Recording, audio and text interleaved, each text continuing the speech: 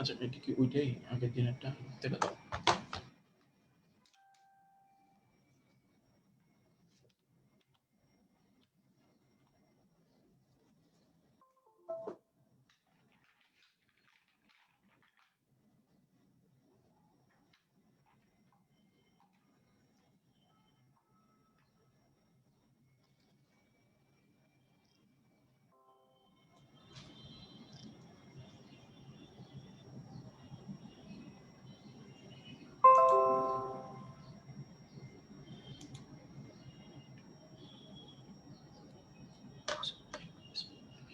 আসসালামু আলাইকুম। সবাই আশা করি অনেক ভালো আছো এবং তোমাদের এখন মোটামুটি বলা যায় যে যেহেতু ইন্টার পরীক্ষা নাই, তার মানে মোটামুটি দিনকাল অনেক সুখেই যাচ্ছে। রেজাল্ট নিয়ে টেনশন নাই, কোনো কিছু নিয়ে টেনশন নাই। শুধুমাত্র হচ্ছে অ্যাডমিশন টেস্ট মানে কবে হবে বা হচ্ছে অ্যাডমিশন টেস্টে কি করব সেটা নিয়ে অ্যাকচুয়ালি হচ্ছে টেনশন। বাট আমার মনে হয় যে হচ্ছে দিনকাল অনেক হ্যাপি যাচ্ছে। তো আমরাও চাই যে তোমাদের দিনকাল অনেক হ্যাপি যাক। কিন্তু আমরা এটাও চাই যেন হচ্ছে তোমরা একটু ভালো করে পড়ো। কারণ বেসিক্যালি টার্গেট তো এইটাই, তাই না? মেডিকেল অ্যাডমিশন টেস্টে খুব ভালো রেজাল্ট করে একটা বেস্ট মেডিকেল কলেজে চান্স পাওয়া। তো আমার মনে হয় যে হচ্ছে আহ, এই টার্গেটটা যদি কেউ খুব মনোযোগ দিয়ে পড়ো বা যদি চিন্তা করো যে হচ্ছে হ্যাঁ আমাকে মেডিকেল অ্যাডমিশন টেস্টে চান্স পাইতেই হবে, তো আমার মনে হয় যে হচ্ছে আগামী যে কয়েকটা দিন সময় আছে এই কয়েকটা দিন একটু ভালো করে পড়লে আমার মনে হয় যে হচ্ছে বেশ ভালো রেজাল্ট করা যাবে। এবং যখন তুমি ভালো রেজাল্ট করে ফেলবা তখন দেখবা যে জীবনে যত কিছু তুমি করতে চাইছো সবকিছুই আসলে পসিবল হয়ে যাবে। ঠিক আছে? তুমি যাই করতে চাও, তুমি দেখবা যে তোমার মা বাবাকে হচ্ছে যাই বলবা, তারা তখন বলবে হ্যাঁ বাবা, হ্যাঁ মা, এটা করে দিব, কোনো সমস্যা নাই, তুই যা চাস তাই দিব। মানে একদম হচ্ছে এমন ভাবে বলবে যে তোমার ভেবেই ভালো লাগবে যে আল্লাহ খালি চান্সটা একবার পাইতে দাও। ঠিক আছে?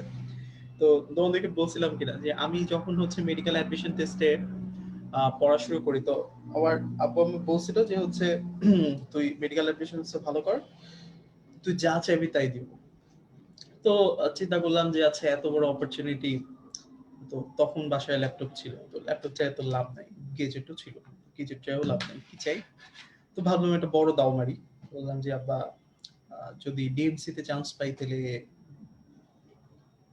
এই বাইক দিতে হবে। তো আব্বা কি চিন্তা করলো মনে মনে, বললো যে হ্যাঁ দিব। তো আব্বার ধারণা ছিল মনে হয় পাবো না। তো দেখো কেমনে কেমনে জানি পেয়ে গেছি। এবং পেয়ে যাওয়ার পরে এখন যখন বলি তখন আমার বাপ ওই দিকে তাকায়, এই দিকে তাকায়, কিন্তু আমার দিকে আর তাকায় না। ঠিক আছে? সুতরাং আলটিমেটলি হচ্ছে এই সময়টা হচ্ছে এমন একটা টাইম, যে টাইমটা তুমি তোমার এবং তোমার মা বাবার ড্রিম পূরণ করতে পারো। So আমার মনে হয় যে একটু ভালো করে পড়ো, ইনশাল্লাহ দুইজনের ড্রিমের জন্য পূরণ হয়ে যায়। যাই হোক, অনেক কথা বলে ফেলছি। আমরা লেকচারটা শুরু করি। আমাদের আজকে গুণগত রসায়ন সেকেন্ড পার্ট। আমরা ফার্স্ট পার্ট নিয়ে ফেলছিলাম বেশ আগে।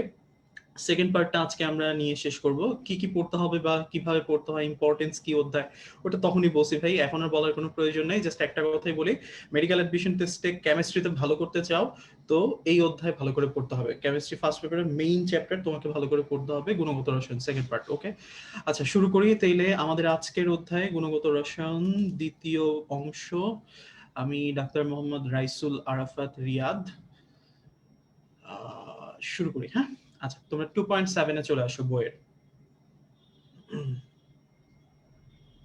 ওকে, 2.7 খেয়াল করো আমরা আসলে কি পড়বো। 2.7 আমার কিছু সিরিজের নাম আছে, তাই না? আমরা জানি যে এখানে একটা সমীকরণ আছে, 1/λ is equal to R H into 1/n1 square minus 1/n2 square. এই যে n1 আর এই যে n2, এগুলো আসলে কিছু সিরিজের নাম, তাই না?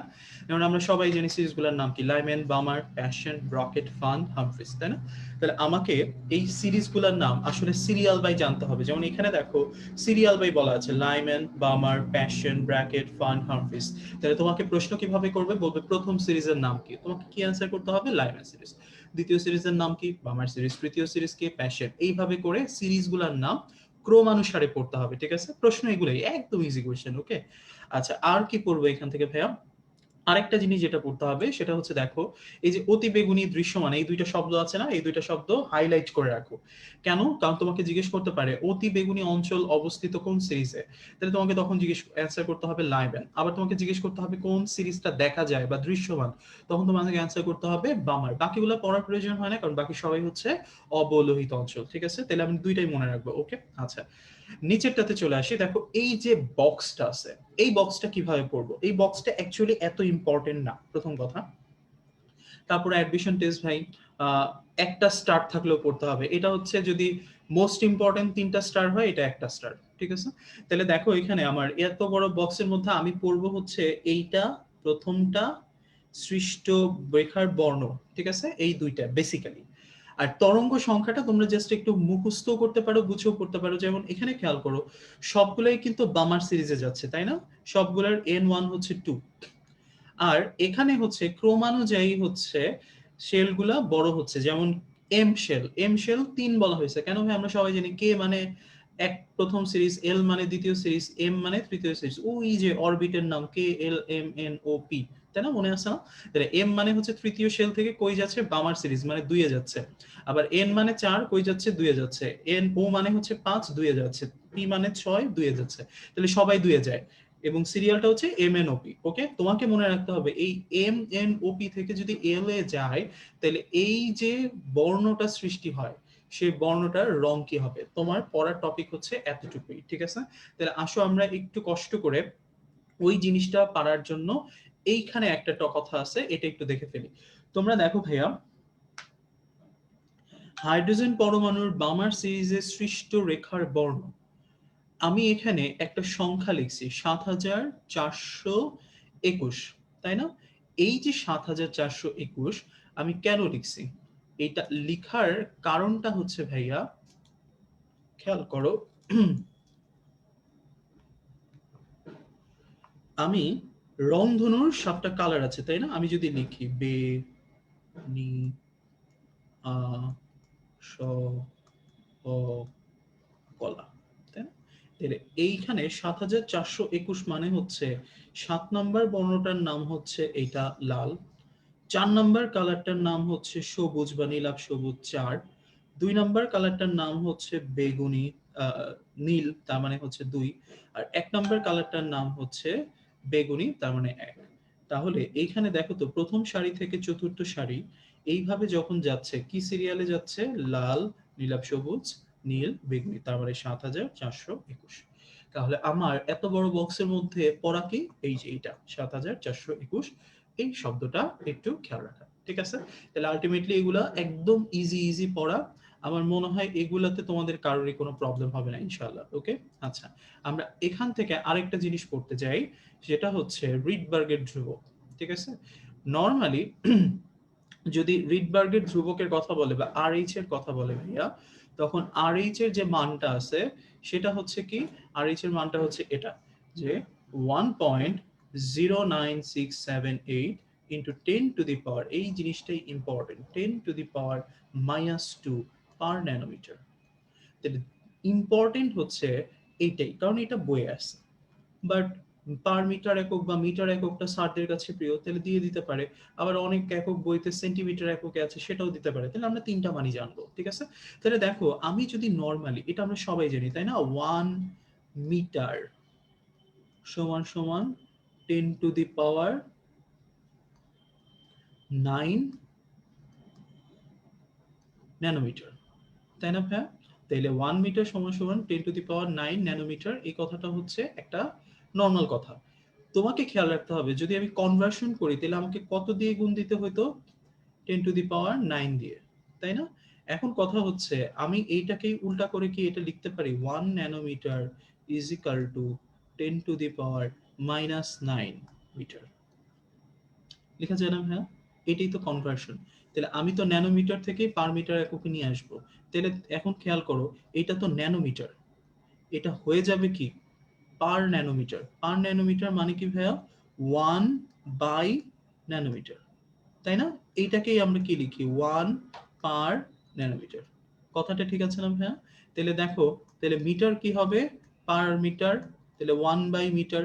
তাহলে পার মিটার এককে যদি আমি করি তাহলে এই মানটাও চেঞ্জ হয়ে যাবে 1/10⁻⁹।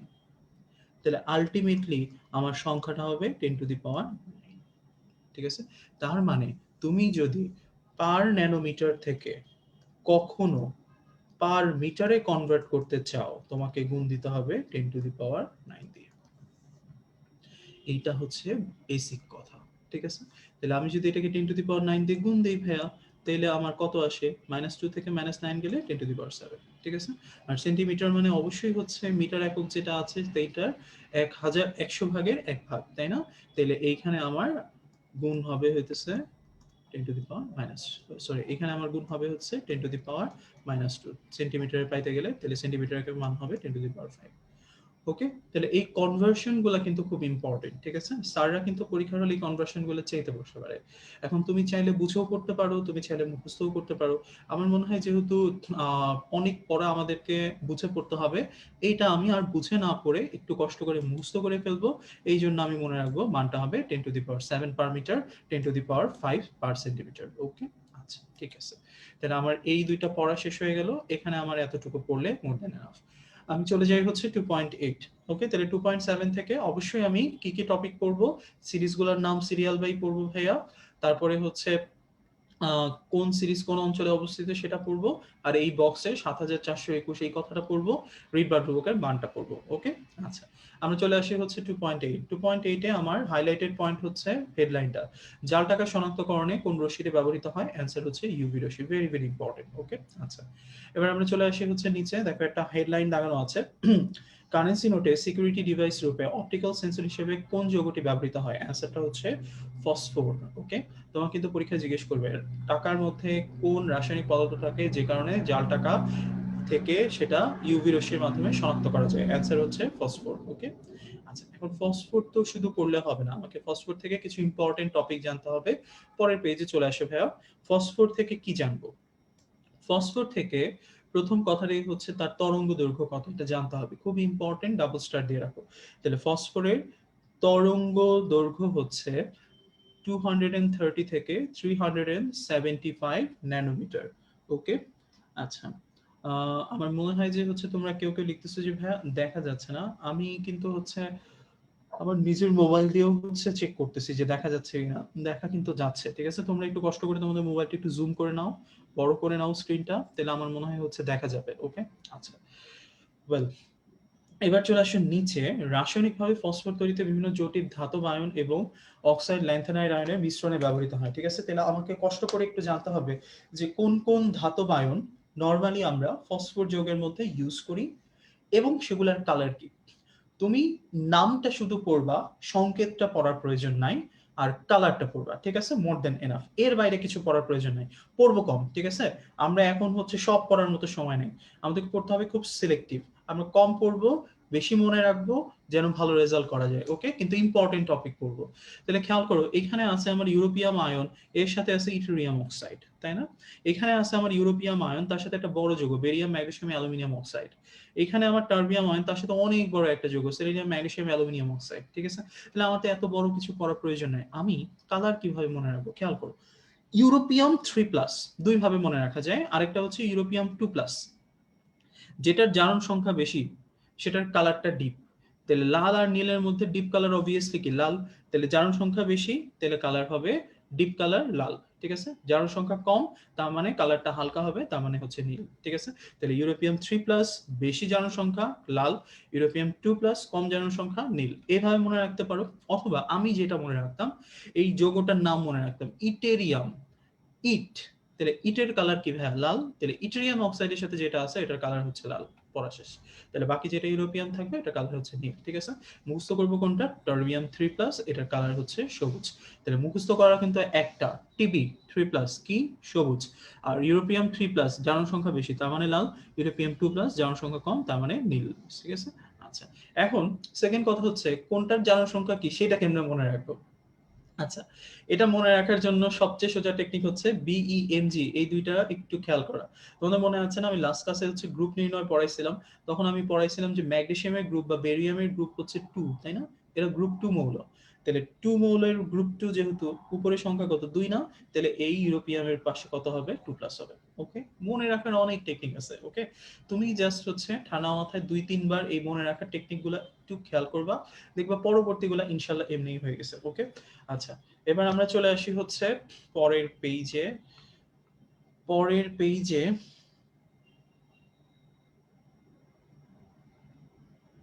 পরের পেজে খেয়াল করো আমার ফ্লোরোসেন্ট লাইটের কিছু কথা বলা আছে। হ্যাঁ, এই যে ফ্লোরোসেন্ট লাইট, আচ্ছা কেউ কমেন্ট করতেছে ভাই এটা কোন লেখকের বই। আজকে আমি যা পড়াবো সব হচ্ছে হাজারি। ওকে, হাজারি ছাড়া কিছু নাই, হাজারি জীবন হাজারি মরণ, ঠিক আছে। আচ্ছা, এবার চলে আসো, গুহ যখন আসবে তখন বলে দিব। ফ্লোরোসেন্ট লাইট বাল্বে দুটি মূল অংশ থাকে। ওকে, একটা হচ্ছে তার মার্কারি, আরেকটা হচ্ছে তার একটা ইলেকট্রিক ব্যালাস্ট। ওকে, এখন এখান থেকে কি পড়বো, এখান থেকে পড়বো যেটা, সেটা হচ্ছে দেখো মার্কারি বাষ্প সহ একটা নিষ্ক্রিয় গ্যাস ব্যবহৃত হয়, এটা হচ্ছে আর্গন। তোমরা তোমাদের ক্লাস 9-এ মনে হয় হচ্ছে নিষ্ক্রিয় গ্যাসগুলো ব্যবহার করছিলাম। তখন হচ্ছে আমরা দেখছিলাম যে হচ্ছে আমরা নিয়ন বাতি ব্যবহার করি, হাইড্রোজেন গ্যাস ব্যবহার করি, যদি হাইড্রোজেনটা নিষ্ক্রিয় না, তো আলটিমেটলি এই গ্যাসগুলো ইউজ করা হতো। এখন তোমাকে মনে রাখতে হবে যেটা energy saving bulb, fluorescent light bulb, সেটাতে কোন গ্যাস ব্যবহৃত হয়, argon gas, triple star, very very important, ঠিক আছে। দিয়ে দিতে পারে মেডিকেল অ্যাডমিশন টেস্টে কিন্তু আসছে, আর্গন গ্যাস, নিয়ন গ্যাস এগুলো থেকে কোশ্চেন আসছে, তার মানে দিতে পারে, ঠিক আছে। আচ্ছা, আর সেকেন্ড কথাটা যেটা মনে রাখবা সেটা হচ্ছে এই শব্দটা high, high voltage current supply করে। তাহলে ইলেকট্রিক ব্যালান্স থেকে যেটা উৎপন্ন হবে সেটা কি ধরনের current, high voltage current supply. এই হাই ভোল্টেজ কারেন্ট সাপ্লাইয়ের জন্য আমরা নরমালি হচ্ছে কম দেখা যায় কি, যে আগের যেগুলো টাংস্টেন্টের বাল্ব ছিল সেগুলোকে অনেক বেশি বিদ্যুৎ দেওয়া লাগতো, খুব কম আলোক শক্তি পাওয়া যেত। আর এখনকার ফ্লোরোসেন্ট বাল্ব যেগুলো আছে এগুলোতে কম বিদ্যুৎ প্রদান করলে অনেক বেশি আলো পাওয়া যায়। দেখো এখানে এই কথাটাই বলছে, সাধারণ টাংস্টেন ফিলামেন্টে বাল্বে মাত্র 5% বিদ্যুৎ শক্তি আলোকে পরিণত হয়, কিন্তু ফ্লুরোসেন্টে 20% আলো সৃষ্টি করে, ঠিক আছে। তার মানে এই কথাটা তোমাকে জানতে হবে যে এনার্জি সেভিং বা সাশ্রয়ী বাল্বের নাম কি, ফ্লুরোসেন্ট বাল্ব, ঠিক আছে। আচ্ছা, এবার নিচের যে কথাগুলো আছে পড়ে ফেলছি না ভাইয়া, ইটেরিয়াম 3+ কালার কি, লাল, ইউরোপিয়াম 2+ কালার কি, নীল, টার্বিয়াম 3+ কালার কি, সবুজ। ওকে, তাহলে এখানে এই কথাগুলোই আছে, আমরা পারি, ঠিক আছে। আচ্ছা, পড়বো না, চলে যাই পরের পেজ। ওকে ওকে, এইবার এইটা একটু খেয়াল করো, নিচের কোনটি সর্বাধিক। আচ্ছা, অ্যান্সার তো দেওয়াই আছে তাই না, তো প্রথম কথা হচ্ছে ভাই অ্যান্সারটা দিয়ে দিছেন আর কি পড়বো। অ্যান্সারটা দিয়ে যে দিছি, এই অ্যান্সারটা ঠিক আছে কিনা বলো। এই অ্যান্সারটার মধ্যে ভুলও থাকতে পারে, বলে দিচ্ছি। যদি ঠিক থাকে তাহলে লিখবা ঠিক আছে ভাইয়া, আর যদি ভুল থাকে তাহলে লিখবা নো।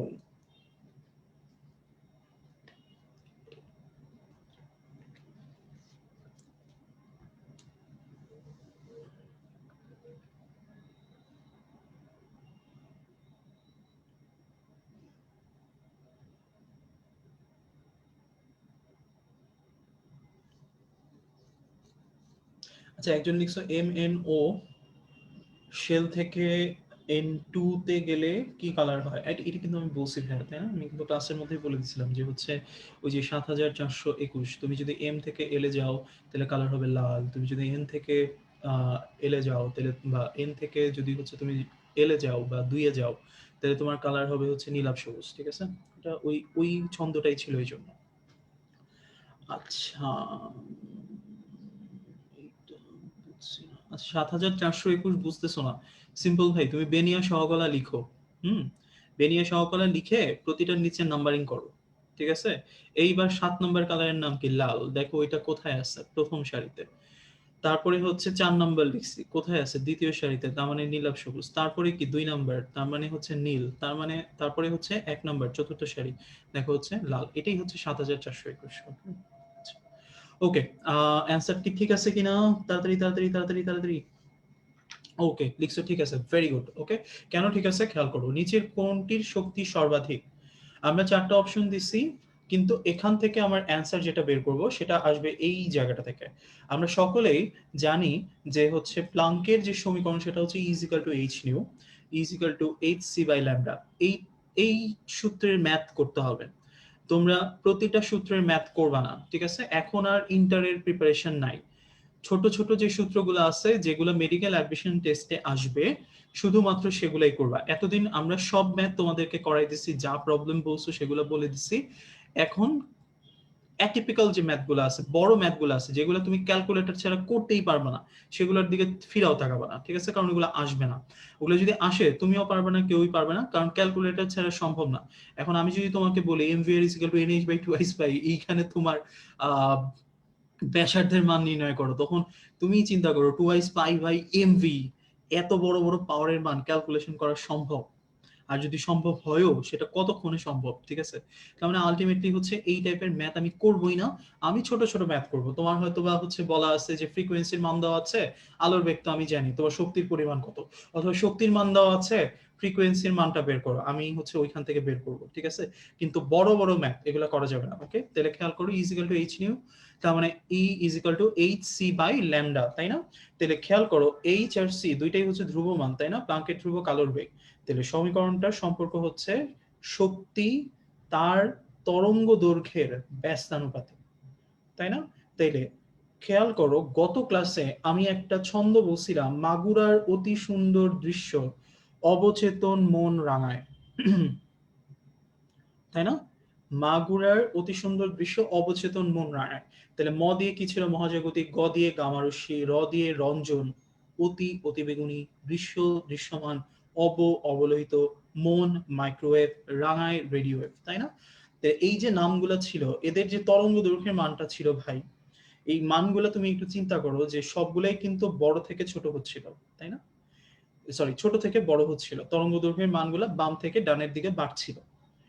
কিন্তু তরঙ্গ দৈর্ঘ্যের সাথে শক্তির সম্পর্কটা কি ভাইয়া? ব্যস্তানুপাতিক। তাহলে বাম থেকে ডানের দিকে যদি তরঙ্গ দৈর্ঘ্য বাড়ে, শক্তি বাড়বে না কমবে? কমবে। তাহলে এখান থেকে এইভাবে যত যাবে তত আমার শক্তি হ্রাস পাবে। মানে সর্ববামে যারা আছে তাদের শক্তিটাই সবচেয়ে বেশি। তাহলে তুমি এখন চিন্তা করো, মহাজাগতিক সবচেয়ে বেশি শক্তি আছে নাই? বা গামা আছে নাই? বা তারপরে কি রঞ্জন আছে? আছে। তাহলে আমার অ্যান্সার হচ্ছে রঞ্জন রশ্মি। আর এখানে যদি আমাকে বলতো কোনটির তরঙ্গ দৈর্ঘ্য সর্বাধিক, তখন আমি চিন্তা করতাম সবার বামে ডানে কে আছে। তাইলে রঞ্জন আছে, আচ্ছা রাখলাম। তারপরে কে? তারপরে হচ্ছে আমার অতিবেগুনি নাই। বা তারপরে কে? অবলোহিত আছে। অবলোহিতের মধ্যে দুইটা আছে, নেয়ার আর ফার। এই দুইটার মধ্যে আবার তরঙ্গ দৈর্ঘ্য বেশি কার? ফার। তাহলে এখন পর্যন্ত আমার অ্যান্সার হচ্ছে ফার। তারপরে কে? দৃশ্যমান আছে নাই। তারপরে কে? মাইক্রোওয়েভ আছে আছে। তাহলে আমার অ্যান্সারটা হচ্ছে মাইক্রোওয়েভ, যদি তরঙ্গ দৈর্ঘ্য সর্বাধিক বলতো। ওকে, তাহলে এই টাইপস এর কোশ্চেনগুলো কিন্তু তোমার বইয়ের ভিতরে পরিসরণী প্লাস ভিতরে কিছু অবজেক্টিভ যেখানে থাকে সেখানে দেওয়া আছে, করতে হবে। ওকে, আচ্ছা আমরা চলে যাই পরের পেজ।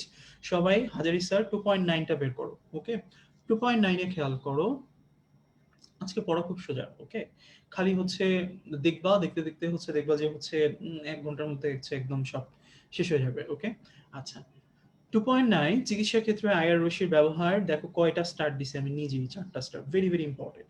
মেডিকেল অ্যাডমিশন টেস্টে চিকিৎসা ক্ষেত্র থাকা মানে সেটা পড়া তোমার জন্য ফরজ। ওকে, ওটা না পড়ে পরীক্ষার হলে যাওয়া যাবে না। আচ্ছা তাহলে আমরা খেয়াল করি যে আমরা গত ক্লাসে পড়ছিলাম আইআর এর 3টা রশ্মি আছে, তাই না? একটা হচ্ছে নিয়ার, একটা হচ্ছে ফার, একটা হচ্ছে মিডল। 3টা রশ্মির আমার কিছু ব্যবহার ব্রেকেটে দেওয়া ছিল। একটা ছিল চিকিৎসা ক্ষেত্রে নেয়ার আইআর, একটা ছিল ফার আইআর চিকিৎসা ক্ষেত্রে, আর মিডল আইআরটা আমি বলে দিছিলাম ক্লাসে কোথায় ব্যবহৃত হয়, জৈব যৌগের কার্যকরীমূলক শনাক্তকরণে। দেখো এখানে এই কথাটাই হাইলাইট করছি, জৈব যৌগের কার্যকরীমূলক শনাক্তকরণে ব্যবহৃত হয়। তাইলে চিকিৎসা ক্ষেত্রে কোন কোন আইআর ব্যবহৃত হয়? নেয়ার আর ফার। এখন কথা হচ্ছে এই যে নেয়ার আইআর, এই যে ফার আইআর, এদের ব্যবহার জানতে হবে। এবং দুইটা পদ্ধতি আছে, একটা লো ইমিশন, একটা লেজার। দেখো কতগুলা ব্যবহার, আমি এতগুলা ব্যবহার একদমই পড়বো না। তাহলে আমি কি করব? আমি এখন বইয়ে যে কথাগুলা লিখে রাখতে বলবো, তুমি এই কথাগুলা লিখে রাখবা, ঠিক আছে? আমি নেয়ার আর ফার পড়বো মাত্র 3টা ওয়ার্ড দিয়ে, ঠিক আছে? আমি মনে রাখবো নেয়ার আইয়ার রশ্মির ব্যবহার যদি হইতে হয় তাকে, তাহলে অবশ্যই ব্যবহারটার মধ্যে মস্তিষ্ক, শিশু বা ত্বককে উত্তপ্ত করে, এই কথা 3টার যে কোনো একটা অবশ্যই থাকতে হবে। তার মানে এই 3টা ওয়ার্ড যদি কোথাও থাকে তাহলে ব্যবহারটা অবশ্যই নেয়ার আইয়ার। আর এই 3টা ওয়ার্ড যদি না থাকে, সোজা কথা কার ব্যবহার হবে? ফার আইয়ার। পড়া শেষ। তাহলে আমি একটু মিলাই দেখি ঠিক আছে কিনা, ভাইয়া ঠিক বললো না ভুল বললো। খেয়াল করো চিকিৎসা ক্ষেত্রে নেয়ার এই রশ্মির ব্যবহার, ঠিক আছে 147। এখানে দেখো তো প্রথম ব্যবহারটার মধ্যে কি আছে, মস্তিষ্ক। তারপরের ব্যবহারটার মধ্যে কি আছে, মাথার খুলি, তার মানে মস্তিষ্ক। তারপরে ব্যবহারটার মধ্যে কি আছে, মস্তিষ্ক। দেখো মস্তিষ্কের রক্তের হিমোগ্লোবিনে শোষিত অক্সিজেন, সদ্য প্রসূত শিশুর মস্তিষ্কের ক্ষত নির্ণয়, মাথার খুলির কার্যপদ্ধতিতে ডিওটি পদ্ধতিতে, ঠিক আছে। তাহলে আলটিমেটলি সবগুলোতেই মস্তিষ্ক আছে, তাই না? আবার খেয়াল করো যে এনআইআর ত্বকে তাপীয় অনুভূতি জাগাতে পারে না, বরং ত্বককে উত্তপ্ত করে, ঠিক আছে। তাহলে ত্বককে উত্তপ্ত করার কাজটা কে করে, নেয়ার এয়ার। আর অনুভূতি জাগানোর কাজটা করে এই যে দেখো সেটা হচ্ছে কি, ফার এয়ার। তাহলে আলটিমেটলি যদি মস্তিষ্ক, শিশু বা ত্বককে উত্তপ্ত করে, এই তিনটা কথা থাকে, তাহলে ব্যাপারটা হবে হচ্ছে আমার নেয়ার, আদার দেন দ্যাট ফার এয়ার। ওকে, আচ্ছা, পড়া খুব সহজ, ঠিক আছে। আচ্ছা, দুইটা পদ্ধতি আছে, একটা লো ইমিশন পদ্ধতি আর একটা লেজার পদ্ধতি, ঠিক আছে। লেজারের ফুল ফর্মটা গত বছর আসছিল, আমি আজকে লিখাই দিব তোমাদেরকে, সমস্যা নেই। লেজার পদ্ধতিতে তুমি স্রেফ দুইটা ওয়ার্ড মনে রাখবা, একটা হচ্ছে উদ্দীপনা আর একটা হচ্ছে উদ্দীপক, ঠিক আছে। তাহলে উদ্দীপনা মনে রাখবো আর উদ্দীপক মনে রাখবো, ঠিক আছে। তাহলে খেয়াল করো আমি যেটা বললাম ঠিক আছে কিনা দেখো তো। লেজার পদ্ধতি, লেজার পদ্ধতিতে অতি সূক্ষ্ম তীব্র আয়ার দেওয়া হয় যা ত্বকের এত গভীরে যেতে পারে তখন আয়ার রশ্মি তাপমাত্রা পরিবর্তনে আক্রান্ত ও ক্ষতিগ্রস্ত স্থানে নতুন টিস্যু বৃদ্ধিতে কি জায়গায়, উদ্দীপনা জায়গায়, ঠিক আছে। তাহলে হাইলাইট করবো এটা। আবার আঘাতপ্রাপ্ত ও ক্ষতিগ্রস্ত টিস্যুতে স্নায়ু জালিকা পুনঃস্থাপনে উদ্দীপক রূপে কাজ করে। লেজার পদ্ধতি কাজ করবেই উদ্দীপনা বা উদ্দীপক রূপে, ঠিক আছে। কিন্তু লো ইমিশনটা পড়ো তো ভাইয়া, কোথাও উদ্দীপনা বা উদ্দীপক আছে কিনা দেখো তো, নাই। ওকে, তাহলে আলটিমেটলি এই যে দেড়টা পেজ, এই দেড়টা পেজ পড়বো আমি এই 5টা ওয়ার্ড দিয়ে, ঠিক আছে। তাহলে পড়াটা ইজি হয়ে গেল না? তাহলে আমি ইজি করেই পড়বো, ঠিক আছে। তাহলে নেয়ার মনে রাখবো মস্তিষ্ক শিশু ত্বককে উত্তপ্ত করে দিয়ে, লেজার মনে রাখবো উদ্দীপনা উদ্দীপক দিয়ে। আদার দেন দ্যাট নেয়ারের এই তিনটা বাদে বাকি যা কিছু আছে সবই ফার, আর উদ্দীপনা উদ্দীপক বাদে বাকি যা কিছু আছে সবকিছু লো ইমিশন। ওকে, আচ্ছা, এবার আমরা চলে আসি 2.10। 2.10টা অনেক ইম্পর্টেন্ট ভাইয়া, ভেরি ভেরি ইম্পর্টেন্ট। আমি তোমাদেরকে প্রথম যে হচ্ছে প্যারাটা আছে এই প্যারাটা পড়ার জন্য 10টা সেকেন্ড সময় দিচ্ছি, এবং যে লাইনগুলো আমি দাগাইছি ভাইয়া এই লাইনগুলো খুব সুন্দর করে বইয়ের ভিতরে এই 10 সেকেন্ডের মধ্যে একটু দাগাও।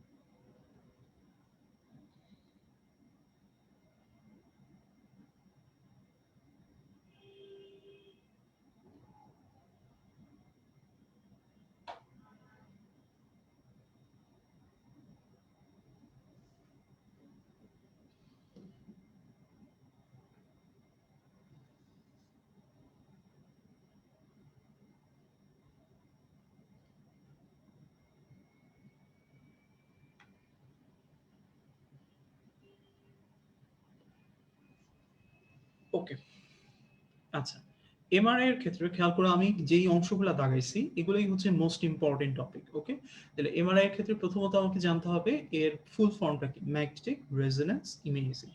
নেক্সট আমাকে জানতে হবে যে এমআরআই যেটা আছে এটা কি ধরনের ডিজিটাল পিকচার দেয়, 3D পিকচার। ওকে, আচ্ছা, নেক্সট আমাকে জানতে হবে এর তরঙ্গ ফ্রিকোয়েন্সির মানটা কেমন, 10⁴ হার্টজ। নেক্সট জানতে হবে এটা কি ধরনের তড়িৎ পরিবাহী থেকে তৈরি হয়, এসি কারেন্ট, ঠিক আছে। আচ্ছা, নেক্সট আমাকে যেটা জানতে হবে অবশ্যই অবশ্যই অবশ্যই অনেকগুলো স্টার, সেটা হচ্ছে এমআরআই এর ব্যবহার। এর মধ্যে সবচেয়ে ইম্পর্টেন্ট হচ্ছে লাস্টের বোল্ড লাইনটা ট্রিপল স্টার দিয়ে দাগিয়ে রাখো। মস্তিষ্কের টিউমার, কোমল টিস্যু যেমন মেরুজ্জ টিউমার শনাক্তকরণে এমআরআই অত্যন্ত কার্যকর, ঠিক আছে, অনেক ইম্পর্টেন্ট। হ্যাঁ, আচ্ছা, এখন এখানে তোমাদের অনেকে ভাই হচ্ছে কোশ্চেন করো যে ভাই আপনি তো বললেন মস্তিষ্ক থাকলে এনআইআর, এখানে তো আবার দেখতেছি এমআরআই, তাহলে প্যাচ রাখবো না? না, প্যাচ রাখবো না। খেয়াল করো, যদি তোমাকে বলে মস্তিষ্কের কোনো কিছুতে কোন রশ্মি ব্যবহৃত হয়, তাহলে আমি দিব হচ্ছে নেয়ার আয়ার। আর আমাকে যদি বলে যে মস্তিষ্কের কোন পরীক্ষার ক্ষেত্রে কোনটি ব্যবহৃত হয়, তাহলে আমি দিব এমআরআই। এমআরআই হচ্ছে একটা পরীক্ষা, ইনভেস্টিগেশন। এনআইআর কিন্তু কোনো ইনভেস্টিগেশন না। এনআইআর হচ্ছে একটা রশ্মি যেটা বিভিন্ন পরীক্ষায় আমরা ব্যবহার করি। ঠিক আছে? তাহলে যদি রশ্মি চাই এনআইআর, যদি পরীক্ষা চাই, পদ্ধতি চাই, তাহলে হচ্ছে আমার এমআরআই। ওকে? আচ্ছা। এবার আমরা চলে যাই হচ্ছে নিচে। এই নিচে যে কথাগুলো আছে সে কথাগুলো আমি হচ্ছে এইখানে একটু পড়াবো তোমাদেরকে। ঠিক আছে? আচ্ছা। এখানে একটু স্লাইট কারেকশন আছে ভাইয়া। এই কারেকশনটা একটু তোমাদেরকে করে নিতে হবে। দেখো এমআরআই তার মানে ম্যাগনেটিক রেজোনেন্স ইমেজিং যদি বলে এটা কার উপর নির্ভরশীল? এটা নির্ভরশীল হচ্ছে বিজোড় সংখ্যক প্রোটন বা নিউট্রন যুক্ত এনএমআর পরমাণুর উপর। ওকে? কারা এনএমআর কিভাবে বের করে আমি এটা আজকে ক্লাসে দেখাই দিব, কোনো প্রবলেম নাই। আর এখানে এমআর ইমেজিং এই আইএনজিটা না হবে না, বুঝছো? এই আইএনজিটা হবে না, আইএনজির বদলে হবে ই, তার মানে ইমেজ। ঠিক আছে? তার মানে এটা মানে হচ্ছে ম্যাগনেটিক রেজোনেন্স ইমেজ।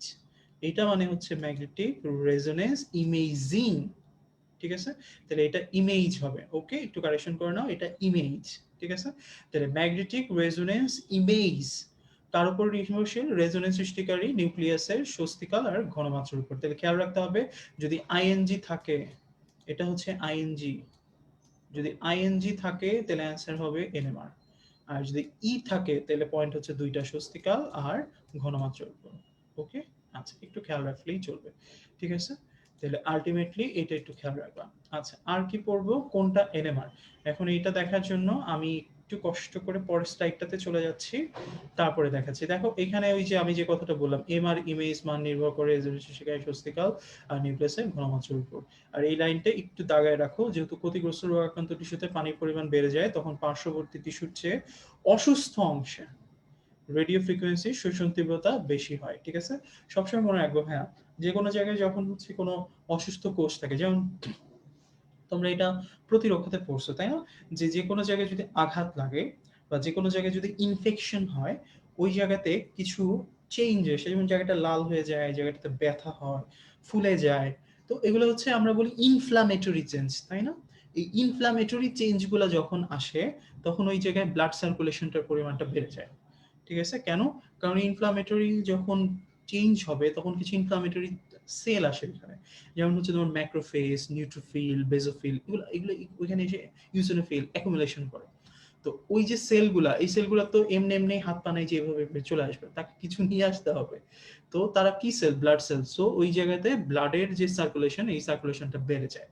তাহলে ব্লাডের মধ্যে তো পানি আছে ভাইয়া, তাহলে ব্লাড যত বাড়বে পানি তো তত বাড়বে। তাহলে যে কোনো অসুস্থ কোষে পানির পরিমাণ যে কোনো নর্মাল বা সুস্থ কোষের চেয়ে বেড়ে যায়, এবং ওই জন্য ওই জায়গাতে ফ্রিকোয়েন্সির শোষণ তীব্রতাটা বেশি হয়। ইমেজ পাই, আমরা একটা ছবি পাই যে এই জায়গাটাতে ফ্রিকোয়েন্সিটা বেশি আসছে, ওই ফ্রিকোয়েন্সিটাই তুমি হচ্ছে ছবিতে দেখতে পাও। ঠিক আছে? আচ্ছা, তাহলে আলটিমেটলি হচ্ছে এত কিছু মনে রাখার দরকার নেই, তুমি মনে রাখবে ক্ষতিগ্রস্ত বা রোগাক্রান্ত টিস্যুতে পানির পরিমাণ বেড়ে যায় এবং ফ্রিকোয়েন্সির মানও বেড়ে যায়। ঠিক আছে? আচ্ছা, শেষ। এইখানে এই সতর্কতার যে পয়েন্টটা আছে ভাইয়া, এই সতর্কতার পয়েন্টটা একটু পড়তে হবে। এমআরআই মেশিনে শক্তিশালী চুম্বক থাকে, তাই হার্টের পেসমেকার বা কৃত্রিম হৃদস্পন্দন ব্যবহারকারী যন্ত্রদের রোগীদের ক্ষেত্রে এমআরআই ব্যবহার করা যাবে না, এবং যাদের হেয়ারিং এইড আছে তাদের ক্ষেত্রে খুলে তারপরে হচ্ছে এমআরআই করতে হবে। এখন কথা হচ্ছে যে এই তথ্যটা একটু পুরনো, কারণ হচ্ছে এখন আসলে হার্টের পেসমেকার যেগুলো আছে এগুলাতেও হচ্ছে এমআরআই সেনসিটিভ আছে। ওকে? তার মানে যেগুলা এমআরআই সেনসিটিভ পেসমেকার আছে ওগুলাতে কিন্তু আবার হচ্ছে সুন্দর করে এমআরআইটা করা যায়। তো যেহেতু বই আসছে তুমি একবার একটু দেখে রাখো, যেহেতু রিসেন্ট ইনফরমেশন হচ্ছে এখন এমআরআই হার্টের পেসমেকার রোগীদের ক্ষেত্রে করা যায়। সো স্যাররা যেহেতু এটা জানেন, তো হয়তো আসবে না, তারপরে তুমি একটু জেনে রাখলাম, যে জেনে রাখলে তো ক্ষতি নেই, বইয়ের লাইন পড়ে রাখলাম, যদি কখনো দিয়ে দেয় তাহলে হচ্ছে আমি অ্যান্সার করবো। ঠিক আছে? তবে খেয়াল রাখতে হবে সকল পেশেন্টের ক্ষেত্রে এমআরআই করা যাবে না, যাদের এমআরআই সেন্সিটিভ পেসমেকার বসানো আছে তাদের ক্ষেত্রে এমআরআই করা যাবে, যাদের এমআরআই সেন্সিটিভ পেসমেকার বসানো নাই তাদের ক্ষেত্রে কিন্তু এমআরআইটা করা যাবে না। ওকে? এবার চলে আসো এনএমআর পরমাণুর বৈশিষ্ট্য। কয়টা পয়েন্ট আছে? তিনটা। আমি এই তিনটা পয়েন্টের হেই কিডলাইন মানে হেডলাইনের কিওয়ার্ডস গুলো একটু পড়বো। যেমন দেখো এখানে হেডলাইনের কিওয়ার্ডসটা হচ্ছে বিজোড় সংখ্যক। ঠিক আছে? এখানে হেডলাইনের কিওয়ার্ডসটা হচ্ছে দুর্বল। এখানে হচ্ছে অনুরণন সিগন্যাল। কেন এগুলো হাইলাইট করছি ভাইয়া? সত্য মিথ্যার প্রশ্ন আসলে এই ওয়ার্ডগুলোই চেঞ্জ করবে। আমি যদি তোমাকে বলতাম NMR যুক্ত পরমাণুগুলোর প্রোটন বা নিউট্রন নাম্বার সবসময় কি সংখ্যক হয়? তখন তোমাকে অ্যান্সার করতে হতো বিজোড়। এখন এখানে যদি জোড় দেওয়া থাকে তাহলে এটা ভুল। আবার যদি বলতাম NMR যুক্ত পরমাণুগুলোর চৌম্বক ভ্রামকের মান হবে সবল, তাহলে কি আমি ঠিক বলছি? না। কি হবে? দুর্বল হবে। ঠিক আছে? তাহলে ওই ওয়ার্ডগুলাই চেঞ্জ করবে যেগুলো আমরা হাইলাইট করে রাখছি। তুমি যদি পুরা সেন্টেন্স নাও পড়তে চাও, ওয়ার্ডগুলা পড়ো। তাইলেও তোমার অনেকখানি মনে থাকবে। ঠিক আছে? তাইলে এখন আসো কোনটা NMR সেইটা কেমনে বের করব? আচ্ছা। কোনটা NMR সেটা বের করার জন্য তোমাকে খেয়াল রাখতে হবে যাদের প্রোটন বা নিউট্রন বিজোড় তারাই হচ্ছে NMR। তাহলে এখানে খেয়াল করো প্রোটন বা নিউট্রন বিজোড়ের কথা বলছে। মনে রাখবো যদি যেকোনো একটাও বিজোড় হয় তাহলেও সেটা হচ্ছে NMR হবে। যদি ২ টা বিজোড় হয় তাহলেও সেটা NMR হবে। ঠিক আছে? তাহলে খেয়াল করো এখানে কার্বনের প্রোটন হচ্ছে 6, নিউট্রনও হচ্ছে 6। কোনটা কি বিজোড় আছে? নাই। তাইলে এটা NMR হবে না। ক্রস। তারপরে দেখো আমার ফ্লোরিন আছে পরে করতেছি। ম্যাগনেসিয়াম খেয়াল করো প্রোটন হচ্ছে 12, নিউট্রন হচ্ছে 12। কোনটা কি বিজোড় আছে? নাই। ক্রস। আবার খেয়াল করো অক্সিজেন প্রোটন হচ্ছে 8, নিউট্রনও হচ্ছে 8। কোনটা কি বিজোড় আছে? নাই। ক্রস। ওকে? আবার ফ্লোরিনের ক্ষেত্রে প্রোটন হচ্ছে আমার 9, নিউট্রন হচ্ছে আমার 10। ঠিক আছে? তাহলে একটা তো বিজোড় আছে। আমি বলছি যেকোনো একটা বিজোড় থাকলেও হবে, যদি ২ টা বিজোড় থাকে তাইলেও হবে। তাহলে একটা আছে তো। তাহলে আমার অ্যান্সার হচ্ছে ফ্লোরিন। ওকে? তাহলে তোমরা যদি এইটা বুঝো তাহলে আমাকে বলো তো নাইট্রোজেন এইটা NMR হবে নাকি হবে না? ইয়েস অর নো অ্যান্সার দিবা।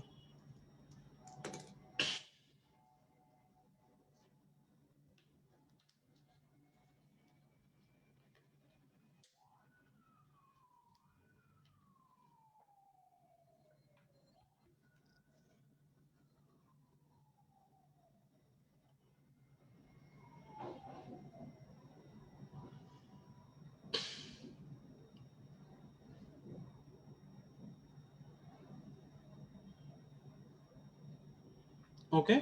আচ্ছা, তাহলে আমার অ্যান্সার হচ্ছে ইয়েস, তাই না? কারণ এটার প্রোটন নাম্বার ৭, নিউট্রন নাম্বার ৭ ২ টাই বিজোড় আছে। ঠিক আছে? তাহলে আল্টিমেটলি এই টাইপের কোয়েশ্চেন গুলো যদি আসে ইনশাআল্লাহ আমরা পারবো। ওকে? সোজা কোয়েশ্চেন একদম। ওকে? আচ্ছা, তাহলে আমরা চলে যাই হচ্ছে নিচে। এই যে এই কথাটা এটা একটু তোমরা কষ্ট করে লিখে নাও। তোমাদের হাতে সময় ৩০ সেকেন্ড। কোনটার ফুল ফর্ম কি?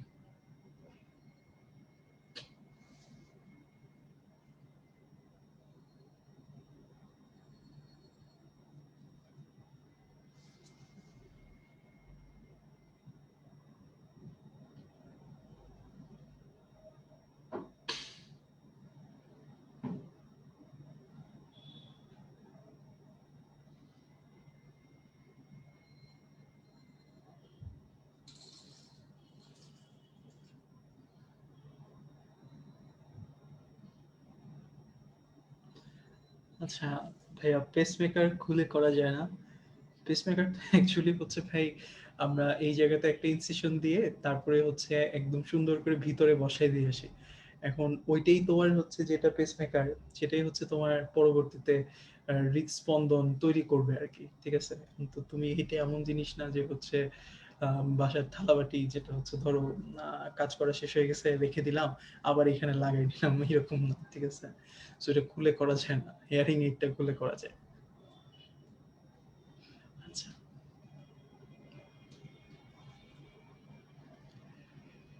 ওকে। তাহলে এমআরআই এটার ফুল ফর্ম হচ্ছে magnetic resonance imaging. NMR nuclear magnetic resonance laser light amplification বা stimulated emission of radiation. Okay. আচ্ছা আমি তাহলে পরেরটাতে চলে যাই। পরেরটাতে আমার কি বলছে? আচ্ছা 2.11 151 নম্বর পেজ। এই জায়গাটার মধ্যে একটা সারণী আছে 2.5। তাইলে 2.11 সারণী 2.5। খেয়াল করো ধাতব আয়নে সৃষ্ট বৈশিষ্ট্যপূর্ণ বর্ণের শিক্ষা গত বছরের কোয়েশ্চেন 2019 এই কোয়েশ্চেনটা আসছিল যে সোনালী হলুদ বর্ণ দেয় কোন মৌল শিখা পরীক্ষার মধ্যে? অ্যান্সার ছিল হচ্ছে সোডিয়াম। তাহলে আমার এখান থেকে গত বছর আসছে, দ্যাট ডাজন্ট মিন এই বছর আসবে না, আসতেই পারে, তাই না? তাহলে জানতে হবে। আমরা সবাই জানি পটাশিয়ামটা কি হয়? হালকা বেগুনি হয়, তাই না? আমার নীলাভ সবুজটা কি হয়? আমার হচ্ছে কপার হয়। এই জিনিসটা না তোমরা ভুল করো। কপার অনেকে নীল অ্যান্সার করো। নীল কোথায়? নীল হচ্ছে আয়ন শনাক্তকরণে যখন আমরা পরীক্ষা করতেছি তখন। আর নীলাভ সবুজটা হচ্ছে আমার যখন আমি খালি চোখে শিখা পরীক্ষায় দেখতেছি তখন, ঠিক আছে? তাহলে নীলাভ সবুজ হবে হচ্ছে শিখা পরীক্ষায়, আর আয়ন শনাক্তকরণে হবে গাঢ় নীল, এটা হচ্ছে কপারের ক্ষেত্রে। ওকে, আচ্ছা। আর ইটের মতো লাল, এটা হচ্ছে আমরা সবাই জানি, এটা পড়তেই হয় না কারো। ইটের মতো লাল হচ্ছে আমার ক্যালসিয়ামের। ওকে, আচ্ছা। তাহলে এটা আমরা একটু কষ্ট করে পড়ে ফেলবো। কোবাল্ট ব্লু গাছটা সাধারণত নর্মালি দেয় না, তারপরে একটু পড়ে ফেলো যেহেতু বইয়ে দেওয়া আছে। এটা একটা স্টার, এটা হচ্ছে 3টা স্টার, ঠিক আছে? আচ্ছা, ওকে, আমরা চলে যাই হচ্ছে নেক্সট পড়ায়। আসলে আজকের পড়া খুব ইজি। ওকে, আচ্ছা। নেক্সট পড়াতে এইখানে কিছু লাইন একটু দাগানো আছে, যখন তোমার বইটা দাগানো পাবা ওই দাগানো লাইনগুলো একটু দেখে নিবা। আমি তোমাদেরকে জাস্ট একটু মুখে বলে দিচ্ছি যেন হচ্ছে তোমাদের একটু সুবিধা হয়। ওকে, 2.12টা বেসিক্যালি আমরা পড়বো হচ্ছে আমাদের, আমি যে হচ্ছে কিছু স্লাইড তৈরি করছি এই স্লাইডগুলো থেকে, অন্যান্য কিছু এখান থেকে পড়ার প্রয়োজন নেই, তুমি স্লাইডগুলাই পড়ো, মোর দ্যান এনাফ। ওকে, 2.12 এর জন্য। আচ্ছা, এখন খেয়াল করো আমার কথাটা কি। আমার কথাটা হচ্ছে যে দ্রাব্যতার নিয়ামক নিয়ে। আমার নরমালি দ্রাব্যতার নিয়ামক তোমাদের হাজারি স্যারের বইতে বলা আছে হচ্ছে 3টা। একটা হচ্ছে দ্রবের প্রকৃতি, দ্রাবকের প্রকৃতি, আর একটা হচ্ছে তাপমাত্রা। দ্রবের প্রকৃতি, দ্রাবকের প্রকৃতি, এই দুইটা খুব সহজ, যেমন আমরা সবাই জানি। তুমি একটু চিন্তা করো দ্রবের প্রকৃতি। তাহলে ধরো আমি পানির মধ্যে একটা মিশ্রণে নিলাম সোডিয়াম ক্লোরাইড, একটা মিশ্রণে নিলাম ধরো হচ্ছে অ্যামোনিয়াম হাইড্রোক্সাইড বা অ্যামোনিয়াম ক্লোরাইড, বা হচ্ছে তোমার সিলভার ক্লোরাইড, ঠিক আছে? তুমি চিন্তা করো সোডিয়াম ক্লোরাইডটা যেরকম দ্রবীভূত হবে, সিলভার ক্লোরাইডও কি একই রকম দ্রবীভূত হবে? না, সিলভার ক্লোরাইডটা অ্যাকচুয়ালি অদ্রবণীয়, তাই না? এটা দ্রবীভূত হয় না। আর সোডিয়াম ক্লোরাইডটা হচ্ছে দ্রবণীয়, এটা দ্রবীভূত হয় এবং অনেক চমৎকার ভাবে হয়। তাহলে আলটিমেটলি দ্রব্য যেরকম হবে তার দ্রাব্যতাটা সেই রূপ হবে, ঠিক আছে? আচ্ছা, দ্রাবকের প্রকৃতিটা কেমন? তুমি সোডিয়াম ক্লোরাইড যদি হচ্ছে পানিতে নাও, আর সোডিয়াম ক্লোরাইড যদি বেনজিনে নাও, তাহলে কি ঘটবে? পানিতে সোডিয়াম ক্লোরাইডটা মিশে যাবে, বেনজিনে মিশবে না, কারণ পানি একটা হচ্ছে পোলার দ্রবণ। আয়নিক যৌগগুলো সাধারণত পোলার দ্রাবকে দ্রবীভূত হয়, আর বেনজিন হচ্ছে একটা অপোলার দ্রাবক। অপোলার দ্রাবকটা সাধারণত, সরি, বেনজিন হচ্ছে এক ধরনের অপোলার যৌগ। অপোলার যৌগগুলো সাধারণত জৈব দ্রাবকে দ্রবীভূত হয়, সেটা কখনোই আমার আয়নিক যৌগকে দ্রবীভূত করতে পারে না, ঠিক আছে? তাহলে আলটিমেটলি পানিতে নিলে সোডিয়াম ক্লোরাইড দ্রবীভূত হবে, বেনজিনে নিলে হবে না, তার মানে এটা দ্রাবকের প্রকৃতি, ঠিক আছে? আচ্ছা, আবার তাপমাত্রা যেটা আছে, তাপমাত্রার উপর দুই ধরনের প্রভাব আছে, একটা হচ্ছে তাপাহারী বিক্রিয়ায়, একটা হচ্ছে তাপ উৎপাদী বিক্রিয়া। আমি যে কথাগুলো বলছি জাস্ট হচ্ছে খাতার মধ্যে জাস্ট টুকাই রাখো, ঠিক আছে? এগুলাই পরীক্ষার হলে আসবে, এগুলাই তোমাকে অ্যান্সার করতে হবে। তাপাহারী বিক্রিয়া সাধারণত কি করে? তাপ শোষণ করে, তাই না? তাহলে তুমি চিন্তা করো যে তাপ শোষণ করতেছে তার বডিতে টেম্পারেচার তো বাড়তে থাকবে, তাই না? যে তাপ শোষণ করছে যত বেশি শোষিত হবে আমার টেম্পারেচারের পরিমাণ তত বাড়বে, তাহলে টেম্পারেচার যত বাড়াবো তাদের ক্ষেত্রে দ্রাব্যতার মানটা তত বাড়তে থাকবে, ঠিক আছে? এটা মনে রাখার জন্য, শোষণ করতেছে তাপমাত্রা বাড়তেছে, দ্যাট মিনস দ্রাব্যতা বাড়বে, এটা মনে রাখবো। আর তাপাহারী তাপ উৎপাদী বিক্রিয়াতে কি হয়? আমি তো উৎপাদন করে ছেড়ে দিচ্ছি তাপটা, তাহলে আমার কাছ থেকে তাপ চলে যাচ্ছে, তাহলে আলটিমেটলি আমার ক্ষেত্রে যদি তাপ বাড়ানো হয় তাহলে আমার দ্রাব্যতার পরিমাণটা আরো কমে যাবে, ঠিক আছে? তাহলে মনে রাখবো তাপ শোষী বিক্রিয়ার ক্ষেত্রে তাপমাত্রা বাড়াইলে দ্রাব্যতা বাড়ে, তাপাহারী বিক্রিয়ার ক্ষেত্রে তাপমাত্রা বাড়াইলে দ্রাব্যতা কমে, ঠিক আছে? তাহলে এই কয়েকটা লাইন বা এই কয়েকটা কথা একটু মনে রাখবা। তাহলে দ্রাব্যতার নিয়ামক হচ্ছে 3টা: দ্রবের প্রকৃতি, দ্রাবকের প্রকৃতি, আর হচ্ছে তাপমাত্রা, ঠিক আছে? আচ্ছা, আবার ভাইয়া গুহ স্যারের বই আবার একটু ঝামেলা করে রাখছে। কি ঝামেলা করে রাখছে? গুহ স্যারের বই বলছে যে না, তাপমাত্রা তাপমাত্রা হচ্ছে, সরি, গুহ স্যারের বই বলছে যে না, তার আরো একটা নিয়ামক আছে, নিয়ামকটা হচ্ছে চাপ। এই চাপের দ্রাব্যতার সাথে যেই সূত্র, এই সূত্রটাকে বলা হয় হেনরির সূত্র। এটা নিয়েও আমরা আজকে আলোচনা করব। হেনরির সূত্রটা হচ্ছে দ্রাব্যতা প্রপোর্শনাল টু চাপ, তার মানে কোনো একটি নির্দিষ্ট দ্রবণের দ্রাব্যতা তার ওই দ্রবণটার উপর প্রযুক্ত চাপের সমানুপাতিক, এটি হচ্ছে হেনরির সূত্র। তাহলে হেনরির সূত্র অনুযায়ী যত বেশি চাপ বাড়ানো হবে দ্রাব্যতার পরিমাণ তত বাড়বে, ঠিক আছে? এখন কোশ্চেন হচ্ছে ভাইয়া পরীক্ষার হলে যদি দেয় যে দ্রাব্যতার নিয়ামক কয়টা, কি দিব? আমার মেইন বই কোনটা? হাজারি স্যার। সো দ্রাব্যতার নিয়ামক হচ্ছে 3টা। 3 অপশনে নাই, তখন আমি কি করব? 4 অ্যান্সার দিব, ঠিক আছে? সিম্পল। ওকে, আচ্ছা। এবার খেয়াল করো, আমি আমার ভিতরের পড়ায় আসি। এককগুলো পড়তে হবে একটু তাড়াতাড়ি, এই কথাগুলো একটু লিখে নাও এবং একটু বুঝে নাও, ঠিক আছে? দ্রাব্যতা, দ্রাব্যতার একক হচ্ছে মোল পার লিটার অথবা গ্রাম পার লিটার। আর দ্রাব্যতার গুণফল বা কেএসপির কোনো একক নাই। কেন নাই ভাইয়া? খেয়াল করো। দ্রাব্যতার গুণফল একটা একই জাতীয় রাশির অনুপাত। কেন? আমরা যখন দ্রাব্যতার গুণফলটা লিখি ভাই, সাধারণত উপরে কি লিখি? উপরে লিখি হচ্ছে কেএসপি ইজ ইকাল টু, উপরে ধরো আমি সোডিয়াম ক্লোরাইডেরটা বের করবো, তাই না? তাহলে সোডিয়াম ক্লোরাইড থেকে যেটা উৎপন্ন হচ্ছে সোডিয়াম প্লাস হচ্ছে ক্লোরাইড, তাই না?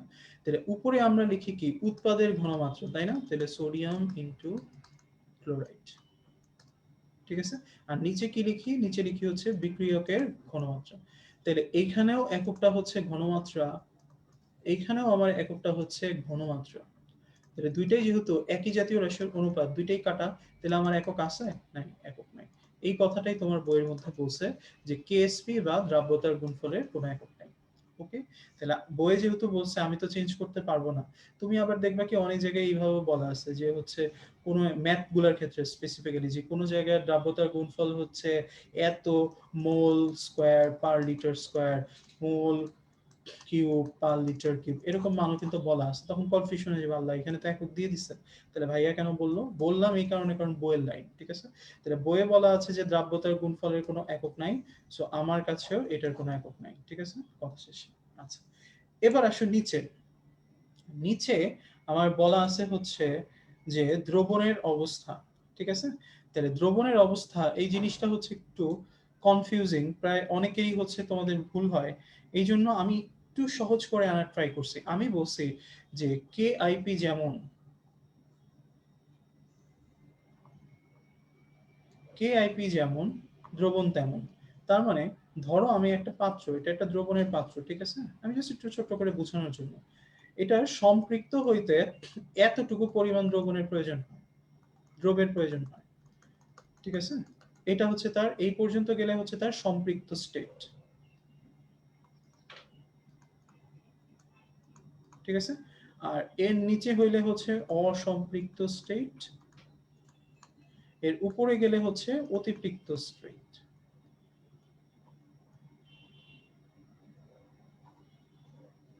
এটা হচ্ছে আমার মেইন পয়েন্ট আর কি, ঠিক আছে?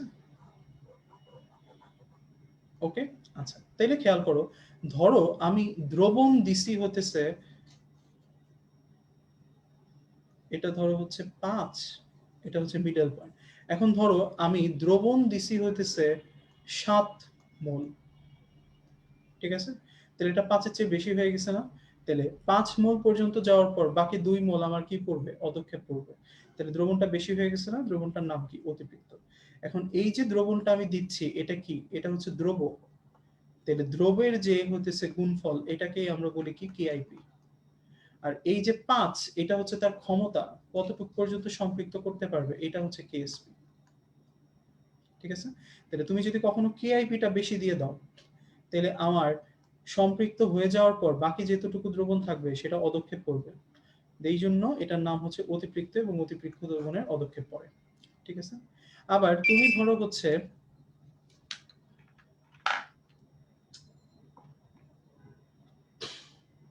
আবার তুমি ধরো হচ্ছে দ্রব দিছো হচ্ছে 3 মোল, ঠিক আছে? তাহলে 3 মোল দেওয়ার পর আরো 2 মোল পরিমাণ জায়গা আছে যতটুকুতে আমার সম্পৃক্ত করার জন্য লাগবে, তাহলে এখনো তো সম্পৃক্ত হতে পারে না, তাহলে এটার নাম কি? অসম্পৃক্ত, ঠিক আছে? তাহলে 3 মোল কি দিছো? কেআইপি দিছো না? কেআইপির মানটা কেএসপির চেয়ে কম আসছে, এই জন্য নাম হচ্ছে অসম্পৃক্ত। ওকে, আর তুমি যদি যতটুকু লাগে ততটুকুই দাও, দ্যাট মিনস 5ই দাও, তাহলে আমার দ্রবণটার নাম কি হবে? সম্পৃক্ত। এই জন্য আমি এত প্যাচে না গিয়ে, এত কিছু বোঝানোর জন্য না গিয়ে, আমি খুব সোজাভাবে বলছি, যদি কোনো জায়গায় তুমি দেখো কেআইপির মানটা বেশি দেওয়া আছে, যেমন এইখানে, তার মানে এটা অতিপৃক্ত।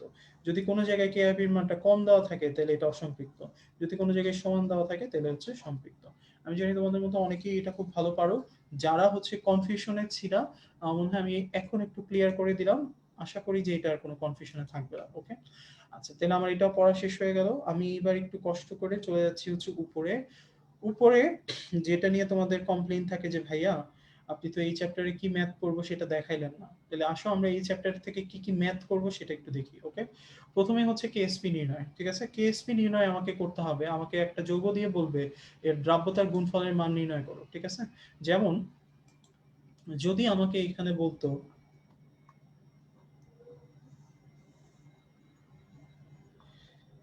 জায়গা খুঁজে পাওয়াটা ঝামেলা, কই লিখতেছি,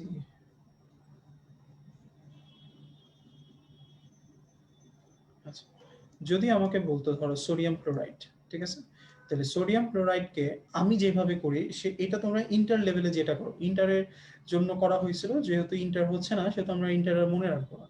তাহলে NaCl এর নিচে কত, N এর নিচে কত আছে 1, Cl এর নিচে কত আছে 1, তাহলে দুইটার নিচে 1 1, আমি কি করব, নিচে যেই সংখ্যাটা থাকে সেটা লিখবো, তাহলে 1 গুণ 1, প্রতিটা সংখ্যাকে তারই সংখ্যাটা দিয়ে সেটাই তার পাওয়ার হিসেবে দিব। তার মানে এখানে 1 আছে, এটার পাওয়ারও হবে 1, এটা 1 আছে তার মানে এটার পাওয়ারও হবে 1, ইনটু এস লিখে দুইটা পাওয়ারের যোগফল, তাহলে এক আর একে কত হয় 2, তাহলে সোডিয়াম ক্লোরাইডের দ্রাব্যতার গুণফল হচ্ছে এস স্কয়ার। তাহলে সোডিয়াম ক্লোরাইডকে কি লেখা যায়, এবি, এটা 1 এটা 1, তাহলে এবি দিয়ে যা কিছু থাকবে সবকিছুই হবে এস স্কয়ার। তাহলে তুমি আমাকে বলো তো ভাই, magnesium sorry sodium hydroxide, magnesium oxide, এগুলো সবার নিচে 1 1 1 1 এরকম করে আসে না, তাহলে এদের সবার দ্রাব্যতার গুণফলের মান কত হবে, এস স্কয়ার। ওকে, আবার তুমি খেয়াল করো যদি হচ্ছে এইটা, যেমন MgCl2, তাহলে এটা Ab2 হিসেবে আসে না, তাহলে এর নিচে কত আছে 1 into 1 to the power 1, B এর নিচে কত আছে 2, তাহলে 2 to the power 2, into S এর নিচে দুইটা পাওয়ারের যোগফল, তাহলে এস টু দি পাওয়ার 3, তাহলে আমার অ্যান্সারটা হচ্ছে 4s3।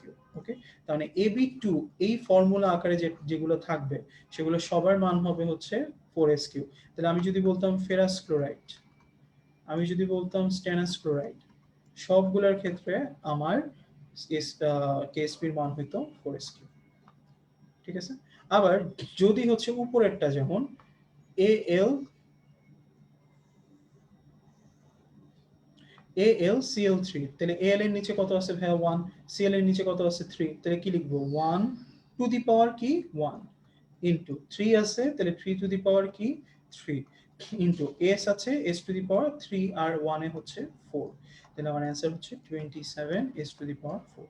তাহলে AlCl3 তার মানে Ab3 এই ফর্মুলাতে যা কিছু থাকবে, যেমন হচ্ছে তোমার অ্যালুমিনিয়াম হাইড্রোক্সাইড, ঠিক আছে, এই ফর্মুলাতে যা কিছু থাকবে সবকিছুর মানই হবে 27 s to the power 4।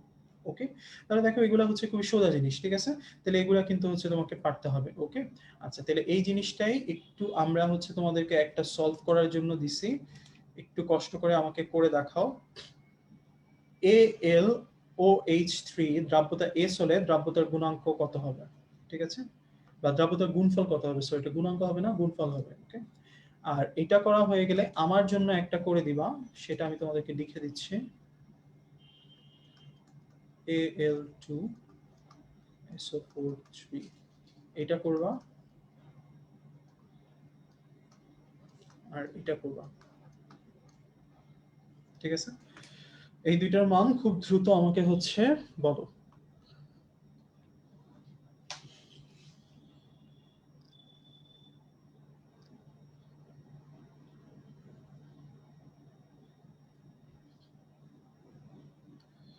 Aluminium sulphate, sodium sulphate, দুইটার কার কি মান হবে বলো।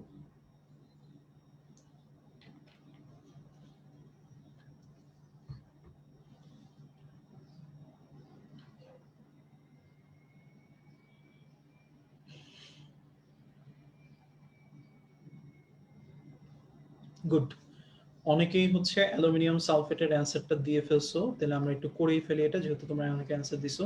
নিচে 2 আছে নিচে 3 আছে, তাহলে 2 square into 3 cube into s to the power 5, that means 108 s to the power 5, এটা হচ্ছে 4 গুণ 27 গুণ s টু দি পাওয়ার 5। ঠিক আছে, আচ্ছা, এটা কত,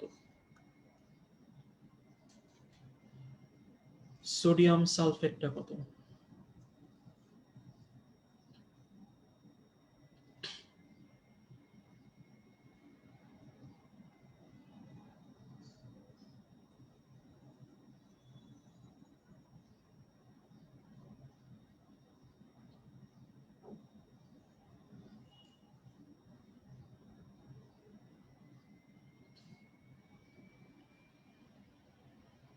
ওকে, গুড। অনেকেই সোডিয়াম সালফেটটা কারেক্ট অ্যান্সার দিছো, অনেকেই একটু ভুল করছো। ভুলটা কোথায় করছো আমি তোমাকে বলে দিচ্ছি। তোমরা কি করছো, অনেকে এই কাজটা করছো, Na2 সালফারের নিচে 1 ধরছো। কিন্তু দেখো এই যে সালফার, এটা কিন্তু আলাদা কোনো মৌল হিসেবে কাজ করছে না এখানে। এটা একটা মূলক বা আয়ন হিসেবে কাজ করছে। যখনই কোনো জায়গায় কোনো মূলক বা আয়ন থাকবে, তখন সেটা একটা ব্রেকেট দিয়ে ফেলবা। তাইলে এই ব্রেকেটটার পাশে কত আছে? 1।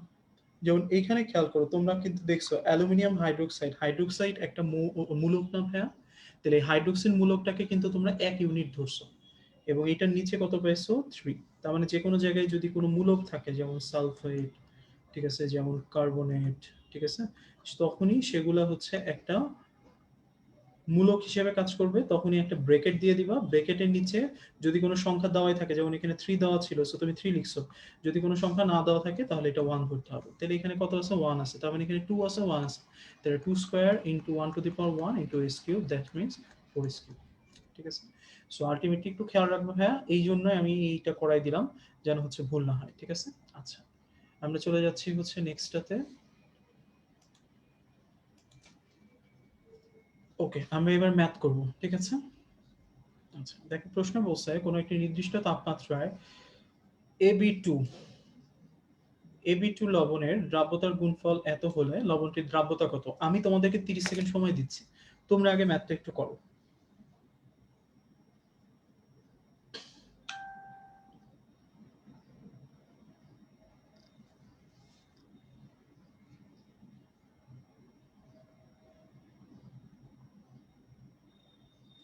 কোনটা অ্যান্সার হবে আমাকে একটু বলবা, ভুল হলে কোনো প্রবলেম নাই। ঠিক আছে?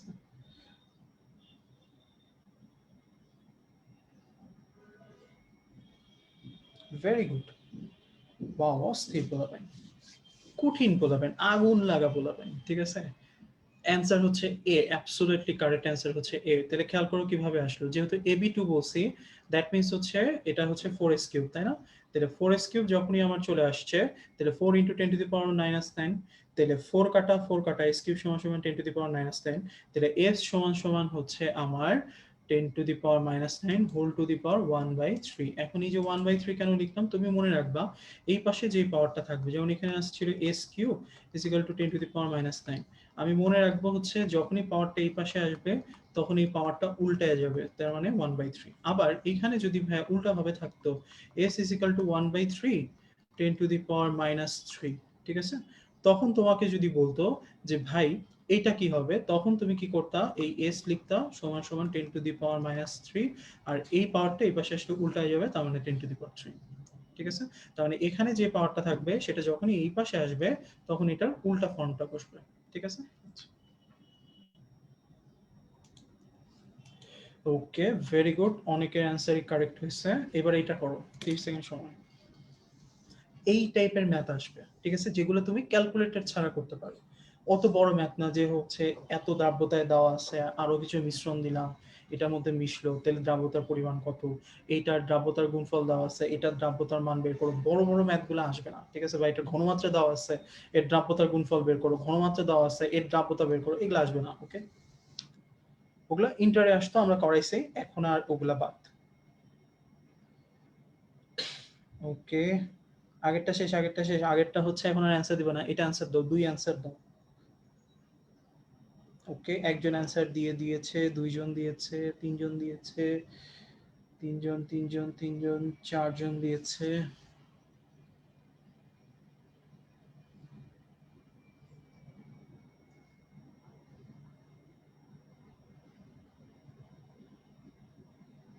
গুড, তার মানে এটার অ্যান্সারও তোমরা সবাই কারেক্ট করছো। ঠিক আছে? তাহলে দেখো এই টাইপের ম্যাথগুলো কিন্তু আসার মতো, তাই না? তাহলে এগুলো আসবে ইনশাল্লাহ। তাহলে PbCl2 4s কিউব আবারও, তাহলে এখানে s এর মানটা দেওয়া আছে 0.002, দ্যাট মিন্স হচ্ছে 2 ইন্টু 10 টু দি পাওয়ার 3। কিভাবে মনে রাখো, কনভার্সনের ক্ষেত্রে এখানে যেটা থাকে সেটাই 10 এর মাথায় পাওয়ার, আর একদম ডান পাশে যে সংখ্যাটা থাকে সেটা সামনে আসে। তাহলে 2 ইন্টু 3টা ঘর আছে, তাহলে 10 টু দি পাওয়ার -3। তাহলে s cube is equal two 4 into এইটা হোল কিউব দিয়ে, তাহলে 8 গুণ 10 টু দি পাওয়ার -9, তাহলে 4 8 হচ্ছে 32 ইন্টু 10 টু দি পাওয়ার -9। এখন অনেক সময় এটাও কিন্তু অপশনে দেওয়া থাকবে 3.2 ইন্টু 10⁻⁹ এটা একটু খেয়াল করতে হবে যে যখন 32 আসছে দ্যাট মিনস এটাকে একটু ভাঙানো যায় 3.2 ইন্টু 10, তাই না?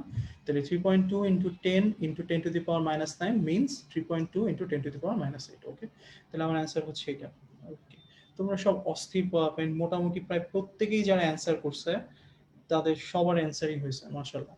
ওকে, আমরা চলে আসি এই যে এই পেজটা আমার আনার উদ্দেশ্যই হচ্ছে এটা যে ভাই কি ম্যাথ করবা সেটা দেখানোর জন্য। ইহাতে যাহা আছে তাহা তোমার জন্য নহে, তাহা ইন্টারের পরীক্ষার্থীর এই এইচএসসি পরীক্ষা যারা দিবে তাদের জন্য, তুমি তো দিচ্ছ না, তো তোমার জন্য না। ওকে, বাদ। ঠিক আছে, আচ্ছা এবার চলে আসি 2.12.2 ইম্পর্টেন্ট। আমি 10 সেকেন্ড সময় দিচ্ছি, সরি 30 সেকেন্ড সময় দিচ্ছি।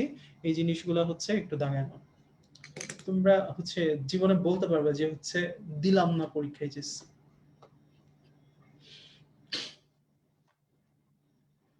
যাই হোক, যদিও ভালো হয়েছে, কারণ হচ্ছে সুস্থ থাকাটা এখন আসলে সবচেয়ে জরুরি। আমার কাছে পার্সোনালি মনে হয় যে ডিসিশনটা ভালো, কারণ আম, আসলে ইনফেকশনের হার যেটা আছে বা মানুষের মধ্যে সচেতনতা যত বেশি থাকবে, যত বেশি নিজেকে সেফ করে চলা যাবে, তত বেশি কিন্তু আমরা আমরা আমাদেরকে, আমাদের ফ্যামিলিকে সেফ রাখতে পারবো। সো মনে হয় গ্যাদারিংটা হয়নি, ভালোই হয়েছে। অনেক কি দেখা যেত যে হচ্ছে পরীক্ষা দিতে দিতে হয়তো অসুস্থ হয়ে যাচ্ছে, তখন আরো ঝামেলা হয়ে যেত। তার চেয়ে ইটস ওকে, সবার জন্য একই সিস্টেম, খুবই ভালো হয়েছে। সো তোমরা এই জিনিসটাকে কাজে লাগাও, ঠিক আছে, যেন এই জিনিসটার সামনে হচ্ছে তোমাদেরকে ভালো একটা রেজাল্ট দেয়। যেহেতু পরীক্ষা দিতে হয় না, এই রেজাল্ট নিয়ে টেনশন নাই, খালি অ্যাডমিশন টেস্ট নিয়ে টেনশন নাও, যেন হচ্ছে অ্যাডমিশন টেস্টে ভালো করে যায়। ওকে, প্রতিটা জিনিসেরই ভালো দিক আছে, আমার কাছে এটা ভালো দিকই মনে হচ্ছে। সো আমার মনে হয় যে হচ্ছে তোমাদের কাছেও ভালোই মনে হচ্ছে। ওকে,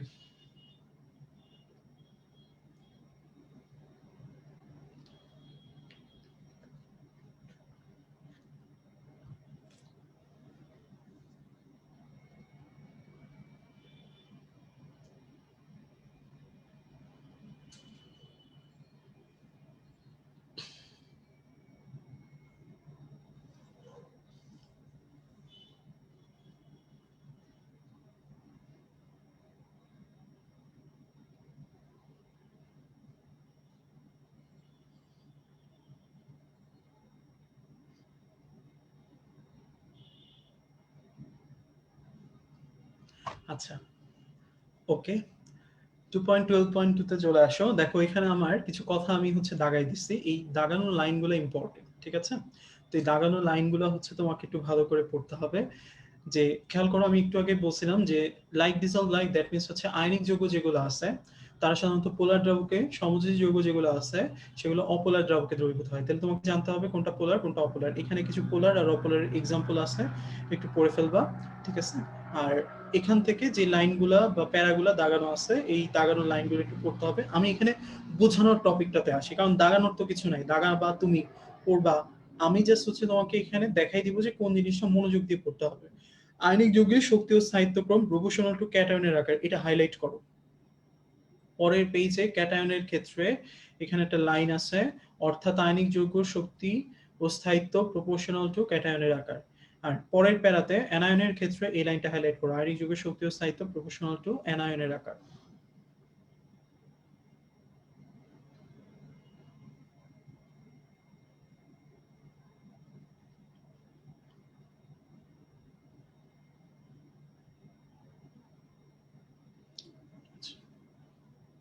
আচ্ছা, একজন কমেন্ট, ওকে এটা আমি একটু পরে বলতেছি, রিলেভেন্ট একটা কমেন্ট।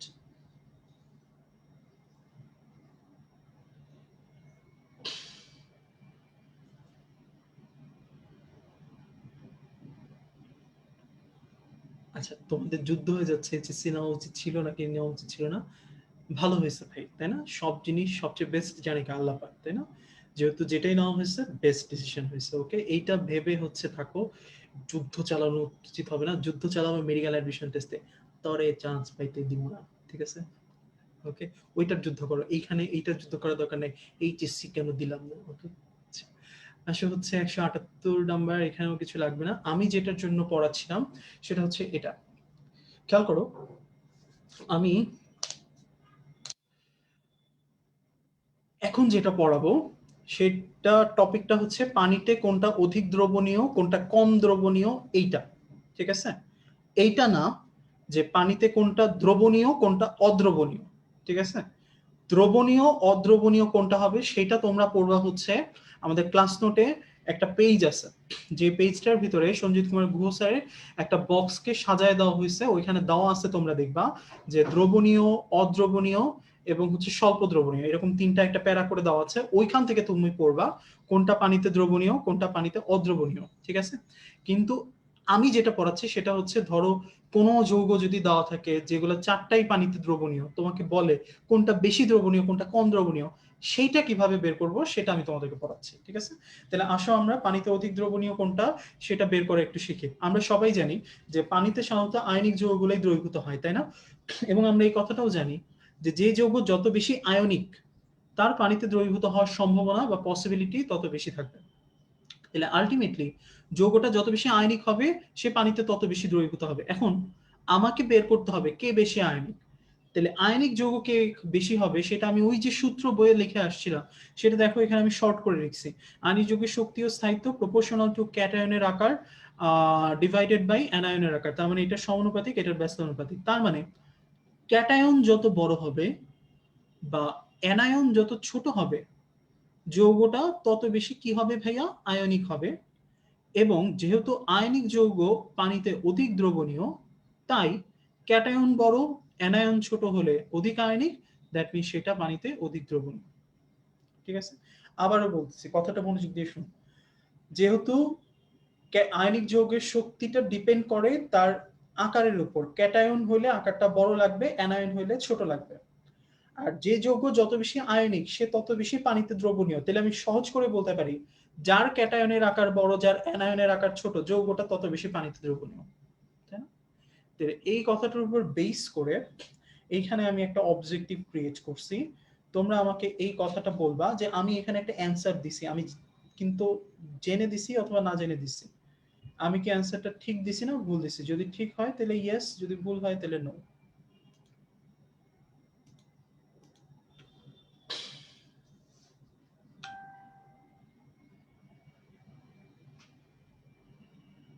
মানে ইয়া বুঝছো, খুবই হচ্ছে খুবই ফেসবুক হচ্ছে খুব এই চ্যাটে ক্লাস করাটা খুব এবং রিয়েকশন দেখে ক্লাস করাটা না খুব মানে ইন্টারেস্টিং ব্যাপার। যেমন আমি কিন্তু 5 মিনিট আগে একটা কথা বলছি যে এইচএসসি পরীক্ষা নিয়ে, এখন দেখতেছি হা হা আসতেছে এখন।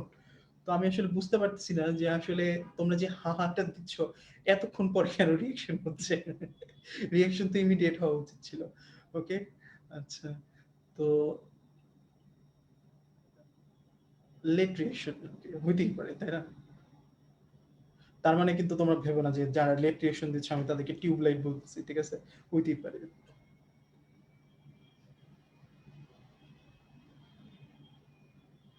আচ্ছা, ঠিক আছে। ওকে, অ্যান্সার ঠিক আছে নাকি ভুল আছে সেটা বলো। Yes yes yes, very good, অস্থির পোলাপাইন তোমরা। ঠিক আছে, তাহলে খেয়াল করো আমার অ্যান্সারটা অ্যাকচুয়ালি ঠিক আছে। কেন ঠিক আছে? আমি নর্মালি হচ্ছে যখন কোনো যৌগ লিখছি তখন এখানে আমার সবই কিন্তু হাইড্রোক্সিল, তাই না? তুমি যখনই চিন্তা করবা তখন দেখবা অ্যানায়ন নিয়ে কাজ করবো না ক্যাটায়ন। আমি এখানে দেখতেছি সব অ্যানায়নই হচ্ছে হাইড্রোক্সিল, তাহলে হাইড্রোক্সিল নিয়ে কাজ করা যাবে না, কাজ করতে হবে কি ক্যাটায়ন নিয়ে। তাহলে ক্যাটায়ন বলে সিরিয়ালে কি আছে? ম্যাগনেসিয়াম, ক্যালসিয়াম, স্ট্রনসিয়াম আর হচ্ছে বেরিয়াম। এরা প্রত্যেকেই হচ্ছে ভাই কি 2+, তাই না?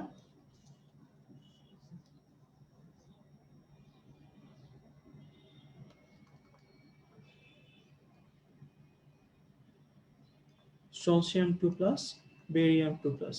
ঠিক আছে, এবং এদের যেহেতু তোমাকে একটা সবসময় মাথায় রাখতে হবে যেহেতু এদের চার্জ নাম্বার সেম, ঠিক আছে, তার মানে এনারা গ্রুপ না পর্যায়ে, এরা হচ্ছে গ্রুপ, তাই না?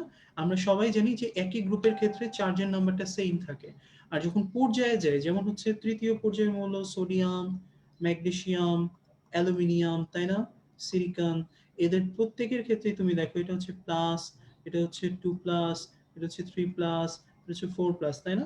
এদের চার্জ নাম্বার কিন্তু বাড়তে থাকে, পরবর্তীতে গিয়ে আবার কমতে থাকে, তাই না? মাইনাস থেকে দিকে যেতে থাকে। তো আলটিমেটলি যখন চার্জ নাম্বার বাড়বে বা কমতে থাকবে তখন সেটা অ্যাকচুয়ালি হচ্ছে পর্যায়। আর যখন হচ্ছে আমার একই চার্জ থাকবে সেটা হচ্ছে অ্যাকচুয়ালি গ্রুপ। তাহলে এরা একই গ্রুপের মৌল এবং আমরা এই কথাটা সবাই জানি। একই গ্রুপে উপর থেকে নিচে আকার কি হয় ভাইয়া? বড় হয়। এবং এরা ক্যাটায়ন না অ্যানায়ন? এরা হচ্ছে ক্যাটায়ন। আকার বড় লাগবে না ছোট লাগবে? বড় লাগবে। তাহলে আল্টিমেটলি সবার নিচে যে আছে সেই হচ্ছে আমার অ্যান্সার। আমার অ্যান্সার হচ্ছে বেরিয়াম। ওকে? তাহলে আল্টিমেটলি যখন বের করবা, অবভিয়াসলি এটা একটা কঠিন কোয়েশ্চেন। এটাতে তোমার ১ মিনিট দিতেই হবে। সো তুমি একটু ১ মিনিটের মধ্যে ঠান্ডা মাথায় চিন্তা করে এটা অ্যান্সার করে ফেলবা। ওকে? সো এইভাবে এটা করতে হয়। আমি এখন তোমাদেরকে আরেকটা করতে দিব। এই যে আমি যেটা বললাম সেটা এখানে। আমি তোমাদেরকে এখন একটা করতে দিচ্ছি। এটা সবাই করবা। সবাই চেষ্টা করবা যে কারেক্ট অ্যান্সার করার। ওকে? AgF, AgCl, AgBr, AgI কোনটা অধিক দ্রবণীয়?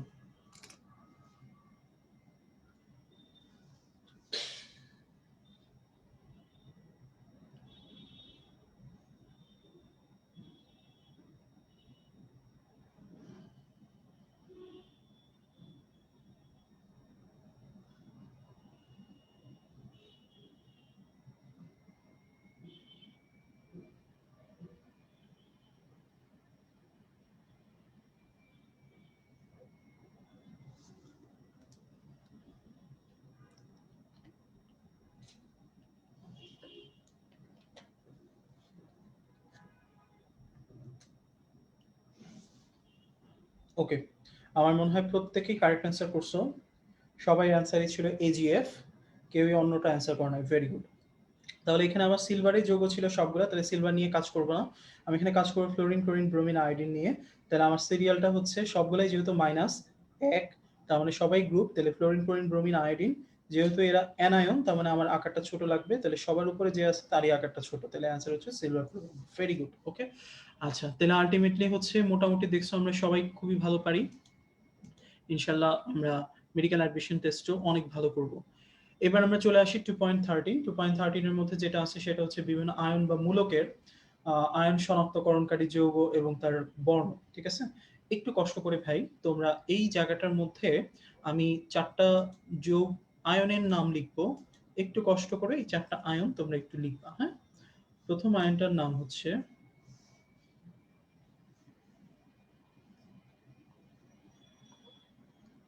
CO2+,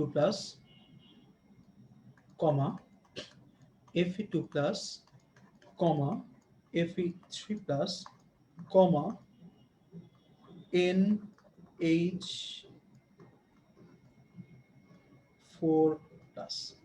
ঠিক আছে? এই ৪ টা বাদে সব সাদা।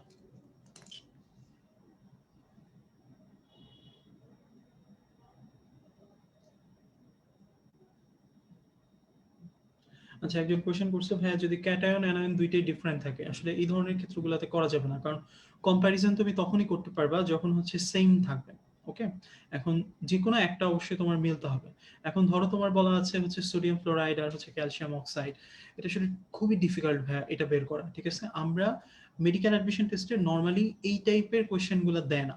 যে হচ্ছে আ ক্যালসিয়াম অক্সাইড আর সোডিয়াম ফ্লোরাইড এটার মধ্যে কোনটা পানিতে অধিক দ্রবণীয়? এই টাইপ আসে খুব কম। হয় তোমার একই টাইপের দিবে, আদারওয়াইজ হচ্ছে তোমার যেকোনো একটা চেঞ্জ করে দিবে। অথবা তোমাকে অদ্রবণীয় বা দ্রবণীয় এটা কোয়েশ্চেন করবে। ওইটা করলে তো আমাকে বক্স থেকে মুছতেই করতে হবে। ঠিক আছে? বাট ২ টা ডিফারেন্ট দিয়ে দিলে আসলে অ্যান্সার বের করাটা খুব টাফ। তখন তোমাকে দেখতে হবে যে কোনটার তড়িৎ ঋণাত্মকতার মানটা কিরকম? সেটা ফ্লোরিনের বেশি নাকি সেটা অক্সিজেনের বেশি? ওইটা দিয়ে একটা বের করা যায়। আবার হচ্ছে তোমার আ অনেকে বের করে কি ক্যাটায়নের আকার যেটা বড় সেটাকে বেস হিসেবে চিন্তা করে হচ্ছে করে। তো অনেকভাবে করা যায় এটা। কিন্তু আমার মনে হয় যে হচ্ছে আসলে আ এটার কোনো কনক্রিট অ্যান্সার নাই যে হচ্ছে এটা এইভাবেই বের করতে হবে এই সূত্র দিয়ে। সো আসলে ডিফারেন্ট হয়ে গেলে এটা আসলে আর করা যাবে না বা তোমরা বের করতে পারবে না। একই হইলে সেইম হইলে কিন্তু করা যাবে। ওইটাই আমি তোমাদেরকে দেখাইতেছি। কারণ শুরুতেই বলে দিছি। কম্প্যারিজন করতে পারবা যেগুলাতে সেগুলাতে জন্য এই নিয়মটা প্রযোজ্য হবে। এবং পরীক্ষার হলে আসলে ইনশাআল্লাহ কম্প্যারিজন গুলা যেগুলা দিয়ে করা যায় সেগুলা দিয়েই আসবে। ওকে? আচ্ছা। ওয়েল আচ্ছা Fe3+ এর পরে কি লিখছেন বুঝি নাই। ওটা হচ্ছে অ্যামোনিয়াম আয়ন। NH4+, ওকে। তাহলে দেখো আমি কি লিখছি, Cu2+, Fe2+, Fe3+, NH4+ বাদে সব সাদা। তাহলে আলটিমেটলি হচ্ছে এই চারটা যদি থাকে তাহলে এই চারটার কালার পড়বেন, যেমন Cu2+, এটার কালার হচ্ছে গাঢ় নীল, Fe2+, এটা মাঝে মধ্যে সবুজ, যৌগের উপর ডিপেন্ড করে, আবার Fe3+ যৌগের উপর ডিপেন্ড করে, NH4+ নেস্টার দ্রবণ সহ বাদামি কালার পদক্ষেপ দেয়। কিন্তু বাকি যা কিছু আছে সবগুলা, অ্যালুমিনিয়াম বলেন, জিঙ্ক বলেন, ক্লোরাইড বলেন, সালফেট বলেন, যা খুশি তাই বলুন, সবার ক্ষেত্রেই আমার পদক্ষেপের বর্ণটা হবে সাদা। কিন্তু এই চারটার জন্য আপনাকে আলাদা আলাদা করে মুখস্থ করতে হবে, ঠিক আছে? আচ্ছা, আর কি পড়বো এখান থেকে? আর যেটা পড়তে হবে সেটা হচ্ছে ভাই আমার কোন আয়ন শনাক্তকরণে কোন যৌগটা ব্যবহৃত হয়, ঠিক আছে? তাহলে কোন আয়ন শনাক্তকরণে কোন যৌগটা ব্যবহৃত হয়, এইটা যদি আমাকে পড়তে হয় তাহলে আমাকে মনে রাখতে হবে যে হচ্ছে প্রায় সবগুলোর জন্যই সাধারণত আমার অ্যামোনিয়াম হাইড্রোক্সাইডটা ইউজ করা হয়, কিন্তু কিছু কিছু ব্যতীত আছে, ওই ব্যতীতগুলো পড়ে নিতে হবে। যেমন আয়রনের ক্ষেত্রে আমরা আরো ইউজ করি, তাই না? অ্যামোনিয়াম থায়োসালফেট ইউজ করি, আমরা অ্যামোনিয়াম হাইড্রোক্সাইড ইউজ করি, আমরা হচ্ছে পটাশিয়াম ফেরোসায়ানাইড ইউজ করি, পটাশিয়াম ফেরিসায়ানাইড ইউজ করি। তো এগুলোর জন্য কিন্তু আলাদা আলাদা করে হচ্ছে যৌগের নাম বলা আছে, ওগুলো পড়তে হবে, ওকে। আর স্পেশালি যেটা পড়তেই হবে সেটা হচ্ছে এটা, সোডিয়াম আয়ন শনাক্তকরণে কোন যৌগ ব্যবহৃত হয়, অ্যামোনিয়াম আয়ন শনাক্তকরণে কোন যৌগ ব্যবহৃত হয়, 5টা স্টার, ইম্পর্টেন্ট, এটা 16তে আসছে। পটাশিয়াম পাইরোঅ্যান্টিমনেট এই যৌগটি কোন আয়ন শনাক্তকরণে ব্যবহৃত হয়, অ্যান্সার হচ্ছে সোডিয়াম। আর অনেকবার মেডিকেল অ্যাডমিশন টেস্টে যেটা আসছে সেটা হচ্ছে অ্যামোনিয়াম আয়ন শনাক্তকরণে কোন যৌগটি ব্যবহৃত হয়, নেস্টার দ্রবণ।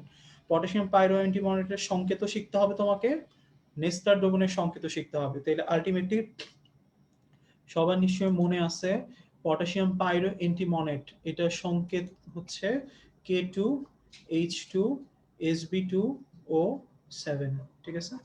আর নেস্টার দ্রবণের সংকেত হচ্ছে, এটা বইয়ের মধ্যে এত ভালো করে হচ্ছে খুঁজে পাও না তোমরা, আমি এখানে লিখে দিচ্ছি, KOH অথবা NaOH প্লাস K2HgI4, এটা হচ্ছে নেস্টার দ্রবণের সংকেত।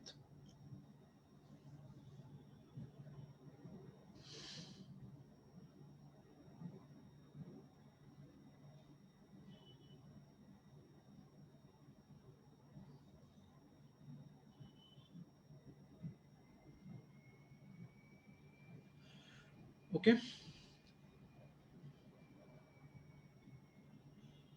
2.13 এ চলে যাও ভাইয়া। 2.13 এ দেখো আয়ন শনাক্তকরণ আছে, পেজটা একটু উল্টাও, দেখো দুইটা পেজ পরেই আছে সোডিয়াম আয়ন শনাক্তকরণ, অ্যামোনিয়াম আয়ন শনাক্তকরণ। ওইখানে তুমি সোডিয়াম আয়নের যৌগটার সংকেতটা দাগায় রাখো, আর নেস্টার দ্রবণের সংকেতটা বইয়ের মধ্যেও লেখা আছে, আমি আলাদা করেও লিখে দিছি, এই সংকেতটা একটু লিখে রাখো, ঠিক আছে? তাহলেই হবে। ওকে,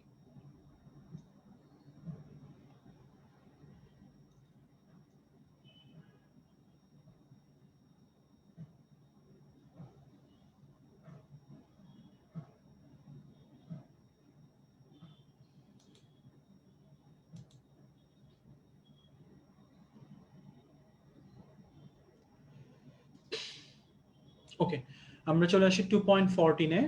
2.14টার মধ্যে আমরা আসলে কি পড়বো, গুণগত বিশ্লেষণের সাধারণ ল্যাবরেটরি পদ্ধতি সমূহ।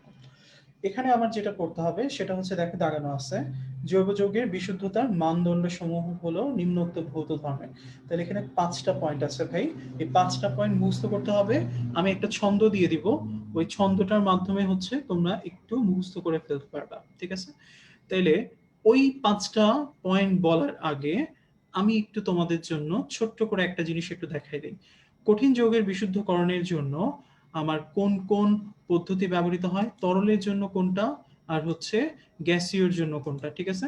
আমি যেগুলো দাগাই দিচ্ছি এগুলো শুধুমাত্র ওই যৌগের বিশুদ্ধকরণের জন্য, অন্য কোনোটা না। দেখো এখানে কিন্তু অনেক কিছু আছে, যেমন এই যে দেখো স্টিম পাতল, ঠিক আছে, এটা এখানেও আছে এখানেও আছে, তাহলে এগুলো তো পড়ে লাভ নাই, তাই না? আমি পড়বো হচ্ছে সেগুলো যেগুলো সোললি হচ্ছে কঠিনের জন্য, সোললি তরলের জন্য, সোললি গ্যাসের জন্য। তাহলে তোমরা একটু দাগায় রাখো, আমি দাগাই দিচ্ছি। কেলাসন, আংশিক কেলাসন, ঊর্ধ্বপাতন, ঠিক আছে, আর হচ্ছে ক্রোমাটোগ্রাফি।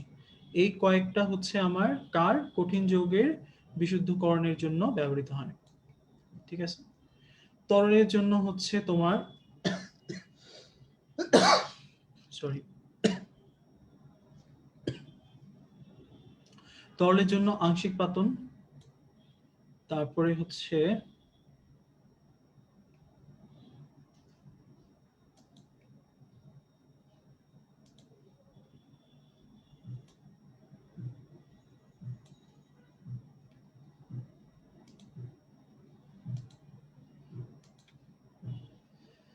কেলাসন, আংশিক কেলাসন, ঊর্ধ্বপাতন, ক্রোমাটোগ্রাফি। তরলের জন্য হচ্ছে আংশিক পাতন, গ্যাসীয় জন্য হচ্ছে শোষণ পদ্ধতি, তরলীকরণ। ঠিক আছে? আচ্ছা, তাহলে আলটিমেটলি এই কয়েকটা পয়েন্ট হচ্ছে তোমার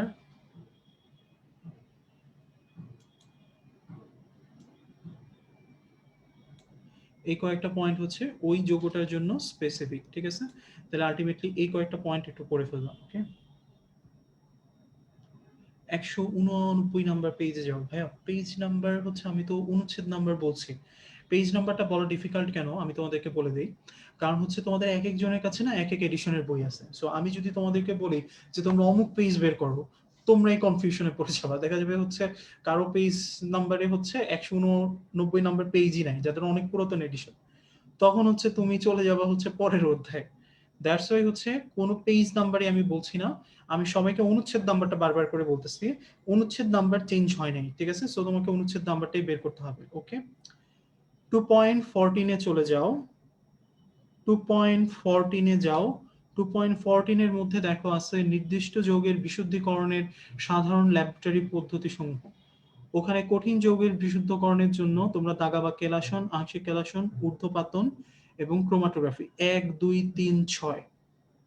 তরল যৌগের জন্য আংশিক পাতন, গ্যাসীয়র জন্য শোষণ পদ্ধতি, তরলীকরণ। ঠিক আছে?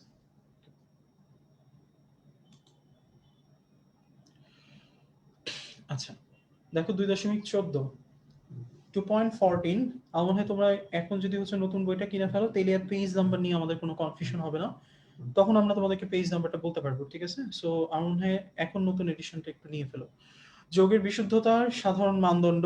দেখো এখানে আমরা একটা ছন্দ লিখছি, প্রতি ক্লাস বয়েলের অপেক্ষায় গেল। ঠিক আছে? তাহলে এখানে 5টা পয়েন্ট আছে ভাইয়া।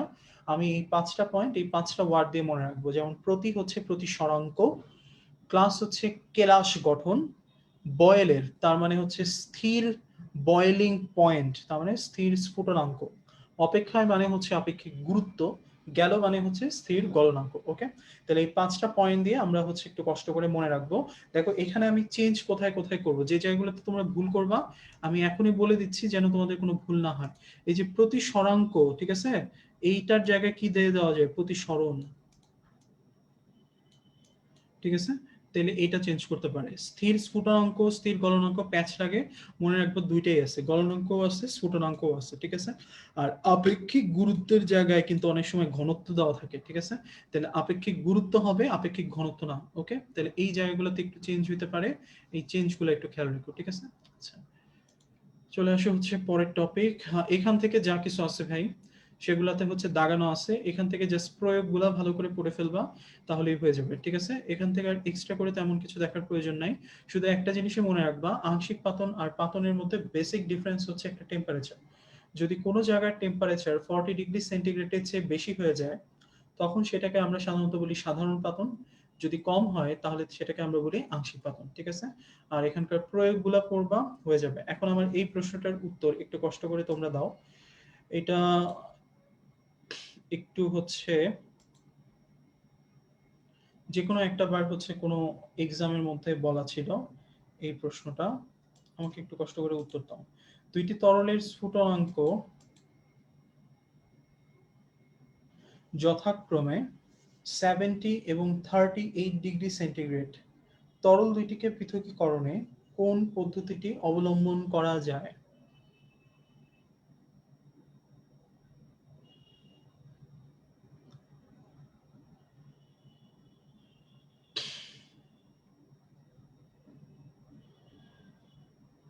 আচ্ছা, ওকে, তোমাদের মধ্যে অনেকেই কারেক্ট অ্যান্সার দিয়ে ফেলছো। নর্মালি হচ্ছে আমার কেলাসন পদ্ধতিটা কি তরলের জন্য ছিল না, আমরা একটু আগে দাগে আসছি, কেলাসন আংশিক কেলাসন দুইটাই হচ্ছে কঠিনের জন্য। তাহলে এটা প্রথমেই বাদ।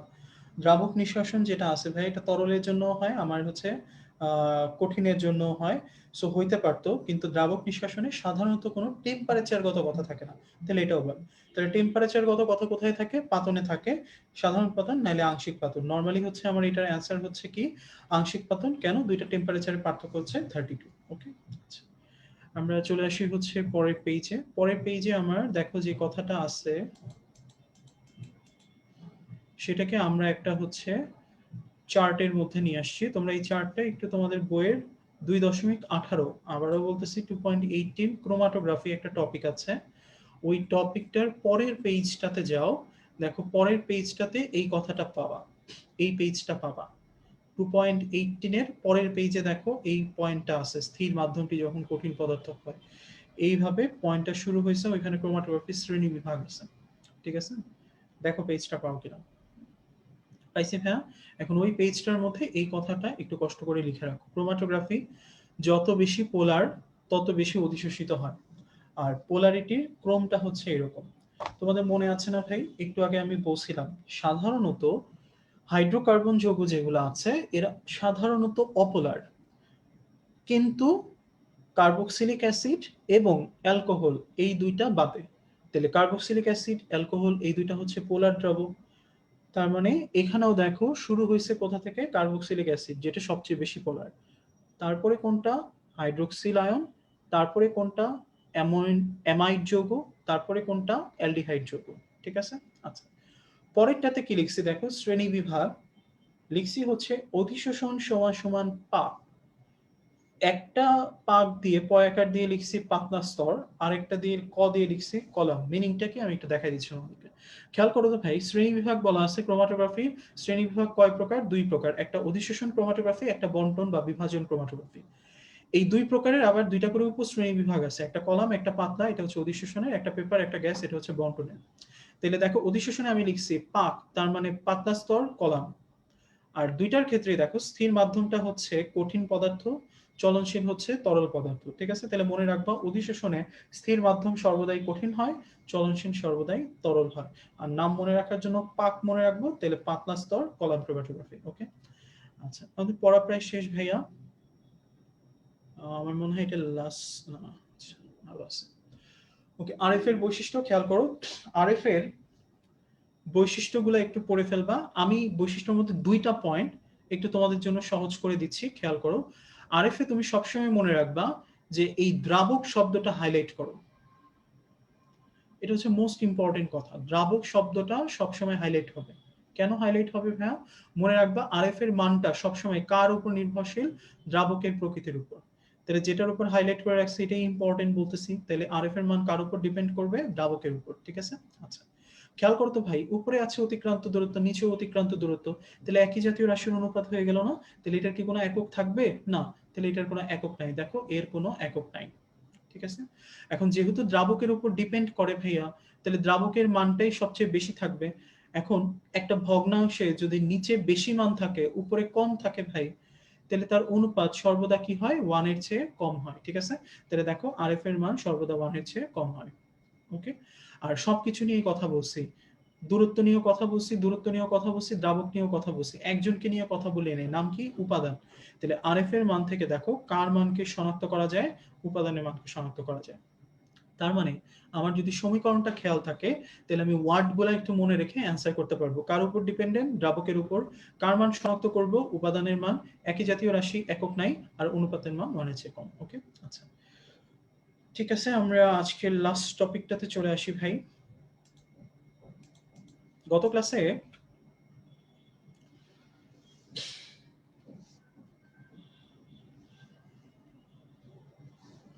বৈশিষ্ট্যগুলোর যে পয়েন্টগুলো আমি তোমাদেরকে দেখালাম, এটা চাইলে কেউ মুখস্থও করতে পারো, চাইলে কেউ বুঝেও পড়তে পারো। আমার কাছে বুঝে পড়াটা খুব ইজি লাগে, কারণ হচ্ছে বুঝে পড়লে মনে থাকে। আর মুখস্থ করলে তোমার ধরো যে হচ্ছে যখন 2-3 মাস সময় চলে যাবে তখন দেখবার ওটা মনে নাই, সো একটু বুঝে পড়বা। ওকে, আচ্ছা, যোজন ইলেকট্রন সংখ্যা নির্ণয়, আমি নর্মালি গত ক্লাসে হচ্ছে ইলেকট্রন সংখ্যা নির্ণয় পড়াইছিলাম, তাই না? কোনো আয়ন বা মূলকে। আচ্ছা, ক্লাস শেষ করবো হচ্ছে যোজন ইলেকট্রন দিয়ে। দেখো যোজন ইলেকট্রনে কিভাবে বের করতে হয়, ঠিক আছে? যে যোজন ইলেকট্রন দিয়ে আমি কিভাবে বের করব।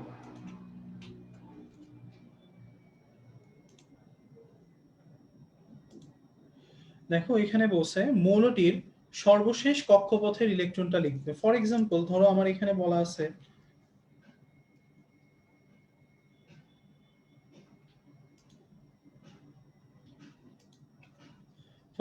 আমার এখানে ধরো যৌগটার কথা বলছে হচ্ছে সালফেট, ঠিক আছে?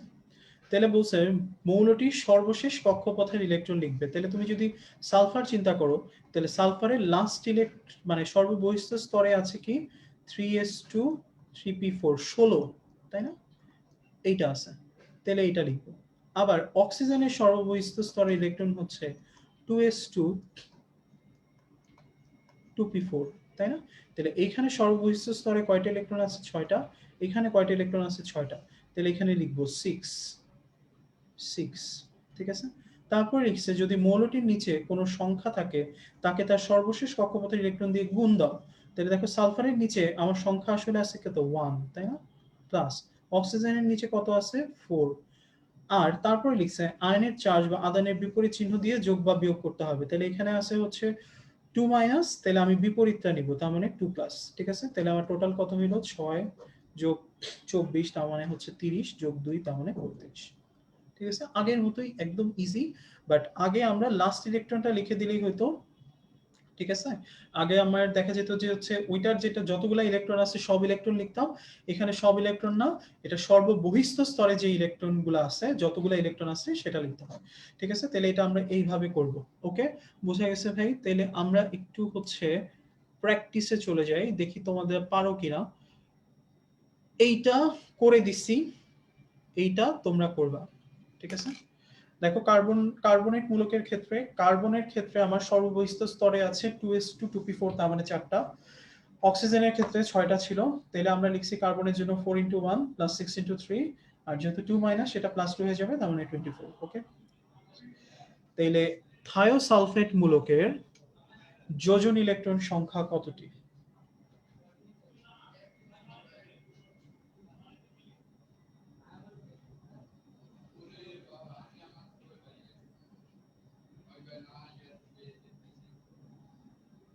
আচ্ছা, আরেকবার বলতেছো? আমি কার্বনেটটাই আরেকবার দিয়ে তোমাদেরকে বুঝিয়ে দিচ্ছি, হ্যাঁ? খেয়াল করো, কার্বন, ঠিক আছে? তাহলে কার্বনের ইলেকট্রন বিন্যাস যদি আমি লিখি তাহলে কি হয়? 1s2 2s2 2p2, 6, তাই না? তাহলে আমি বলছি সর্ববহিস্থ স্তর, তাহলে এখানে কয়টা আছে? 4টা। ওকে? আবার অক্সিজেন যদি আমি লিখি তাহলে 1s2 2s2 2p4, তাহলে সর্ববহিস্থ স্তরে কয়টা আছে? 6টা, তাই না? তাহলে আলটিমেটলি লিখতে হবে কার্বনের যে কয়টা আছে সেই কয়টা, তার মানে 4, নিচে যত আছে তার মানে 1, অক্সিজেনের হচ্ছে যোজন ইলেকট্রন সংখ্যা হচ্ছে 6, নিচে ইলেকট্রন নিচে অণু আছে হচ্ছে 3টা, তাহলে 3, আর যেটা নাম্বার চার্জ হিসেবে দেওয়া থাকবে তার অপোজিটটা নিব, তাহলে 2। ঠিক আছে? তাহলে এখানে হচ্ছে 4, ওখানে হচ্ছে আমার 18, এখানে হচ্ছে 2, টোটাল আমার 24। ঠিক আছে? তাহলে এইটা কত? ওকে, সবারই অ্যান্সার কারেক্ট হয়েছে মোটামুটি, মাশাআল্লাহ। সবার অ্যান্সারই হচ্ছে 32। ওকে, ভেরি গুড। ওকে, ঠিক আছে। তাহলে থায়োসালফেট মূলকটা কিভাবে করছি? সালফারের ক্ষেত্রে তো বুঝছিলাম 6 গুণ 2, অক্সিজেন 6 গুণ 3, আর হচ্ছে প্লাস 2, তার মানে 12 যোগ 18 যোগ 2 32। সো দ্যাটস ইট ভাইয়া, থিঙ্ক। ও আরো আছে, আচ্ছা, শেষ আর হচ্ছে না। খেয়াল করো এখানে আছে 20% সালফিউরিক অ্যাসিডের পানির পরিমাণ কত? ঠিক আছে? তাহলে নরমালি হচ্ছে কি এই টাইপের কোশ্চেনটা দিয়ে দিলে আমাদের কেন যেন হচ্ছে একটু ভুল হয়ে যায়। 20% সালফিউরিক অ্যাসিড, দ্যাট মিনস হচ্ছে 100 গ্রাম পানির মধ্যে 20 গ্রাম আছে হচ্ছে সালফিউরিক অ্যাসিড। ঠিক আছে? তাহলে 100 গ্রাম পানির মধ্যে দ্রবীভূত আছে 20 গ্রাম সালফিউরিক অ্যাসিড, এটা হচ্ছে বাংলা কথা। তাহলে পানির পরিমাণ কত? 100 গ্রাম। ঠিক আছে? 100 গ্রাম পানির মধ্যে 20 গ্রাম সালফিউরিক অ্যাসিড থাকলে তাকে 20% সালফিউরিক অ্যাসিড বলে। তোমরা বলতে পারো যে ভাইয়া 100 গ্রাম দ্রবণে যদি 20 গ্রাম হচ্ছে থাকে, তাহলে তুমি চিন্তা করো ভাইয়া, 100 গ্রাম দ্রবণ বলছে, তাতে আছে 20 গ্রাম সালফিউরিক অ্যাসিড। ঠিক আছে? তাহলে পানি আছে, তুমি তোমার কথা মতো পানি আছে 80 গ্রাম। তাহলে দ্রাব্যতার সূত্র হচ্ছে 100 গ্রাম পানির মধ্যে যতটুকু দ্রব বা 100 গ্রাম দ্রাবকে যতটুকু দ্রব দ্রবীভূত থাকে তাকে তার দ্রাব্যতা বা ঘনমাত্রার হিসেবে আমরা ইউজ করি। তাহলে তখন যদি তুমি চিন্তা করো 80 গ্রামের মধ্যে আছে 20 গ্রাম, তাহলে পার্সেন্টেজ করো 100 গ্রামে কত? 25, তাহলে ওইটা হয়তো 25%, নট 20%। ভুলটা আমরা এই জায়গাতে করি। ঠিক আছে? তাহলে 20% সালফিউরিক অ্যাসিড মানে হচ্ছে 100 গ্রাম সালফিউরিক অ্যাসিডের, সরি, 100 গ্রাম পানির মধ্যে সালফিউরিক অ্যাসিড থাকে 20% বা 20 গ্রাম। তার মানে পানির পরিমাণ কিন্তু 100 গ্রাম হবে, নট 80। ঠিক আছে? খেয়াল রাখতে হবে। ওকে, সো এইটাই ছিল হচ্ছে মোটামুটি। Thank you all. ক্লাস শেষ, একটু বড়ই হয়ে গেল। ভাবছিলাম হচ্ছে ১ ঘন্টা ১.৫ ঘন্টার মধ্যে শেষ হয়ে যাবে। কিন্তু হচ্ছে হলো না।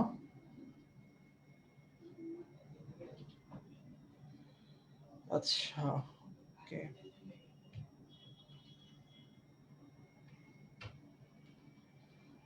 ভাই আরেকবার সিম্পল কথা ভাই। 100 গ্রাম পানির মধ্যে 20 গ্রাম সালফিউরিক অ্যাসিড আছে। দ্যাটস ওয়াই এটা হচ্ছে 20%। তুমি যদি বলতা ভাইয়া 80 গ্রাম হবে, তাহলে আমাকে লিখতে হইতো 80 গ্রাম পানির মধ্যে সালফিউরিক অ্যাসিড আছে হচ্ছে 20 গ্রাম, তাই না? 80 গ্রাম পানির মধ্যে সালফিউরিক অ্যাসিড আছে 20 গ্রাম, তাহলে পার্সেন্টেজ কত? 100 দিয়ে বের করতে হবে। তাহলে 100 দিয়ে যদি তুমি বের করো, করে দেখো তো 25% হয়ে যাবে। আমার তো প্রশ্নে 25% ছিল না। আমার প্রশ্ন ছিল 100%। দ্যাট মিনস 100 গ্রাম পানির মধ্যে দ্রবীভূত আছে 20 গ্রাম হচ্ছে সালফিউরিক অ্যাসিড। তখন এটা আমার 20% হবে। দ্যাটস ওয়াই আমার অ্যান্সারটা হচ্ছে 100 গ্রাম পানি। ওকে? ওকে, ঠিক আছে ভাইয়া। Thank you very much. আমার মনে হয় হচ্ছে কিছুটা কাজে লাগবে, তাই না ক্লাসটা? আচ্ছা। তো সবসময় হচ্ছে চেষ্টা থাকেই যেন হচ্ছে যতটুকুই হচ্ছে তোমাদের ক্লাস নেওয়া যায়, যেগুলা হচ্ছে মেডিকেল অ্যাডমিশন টেস্টে আসবে ওগুলা নিয়ে বারবার করে আলোচনা করার, যেন হচ্ছে ওই টপিকগুলো তোমাদের কাছে ক্লিয়ার হয়ে যায়। এই অধ্যায়ের সহজ সহজ টপিকগুলো থেকেই প্রশ্ন আসবে এবং ইনশাআল্লাহ হচ্ছে আমি যেই টপিকগুলো পড়াইলাম এগুলোই হচ্ছে ইম্পর্টেন্ট টপিক। তোমরা অনেকে বলছো যে ভাই ইম্পর্টেন্ট টপিকগুলো একটু বলে দিয়েন। ইনশাআল্লাহ আমরা যখন হচ্ছে কালকে সলভ ক্লাস নিব তখন আমি পুরো অধ্যায়ের যে ইম্পর্টেন্ট টপিকগুলো আছে সেগুলো একটা একটা করে বলে নিব। এখন বলবো না, কারণ এখন বললে দেখা যাবে যে হচ্ছে তোমার ডেইলি এক্সামের জন্য বাটপারি করে খালি ওইটুকুই পড়বা। এই বাটপারি করা যাবে না, ঠিক আছে? সুতরাং হচ্ছে ইনশাআল্লাহ কালকে পরীক্ষা দাও, পরীক্ষা অনেক ভালো হোক। তারপরে হচ্ছে যার যত ধরনের কোয়েশ্চেন আছে, যার যত ধরনের কোয়েরি আছে, ইনশাআল্লাহ আমরা সবকিছুই হচ্ছে সলভ করে দিব। ততক্ষণ পর্যন্ত best of luck. Thank you very much. আসসালামু আলাইকুম। আল্লাহ হাফেজ।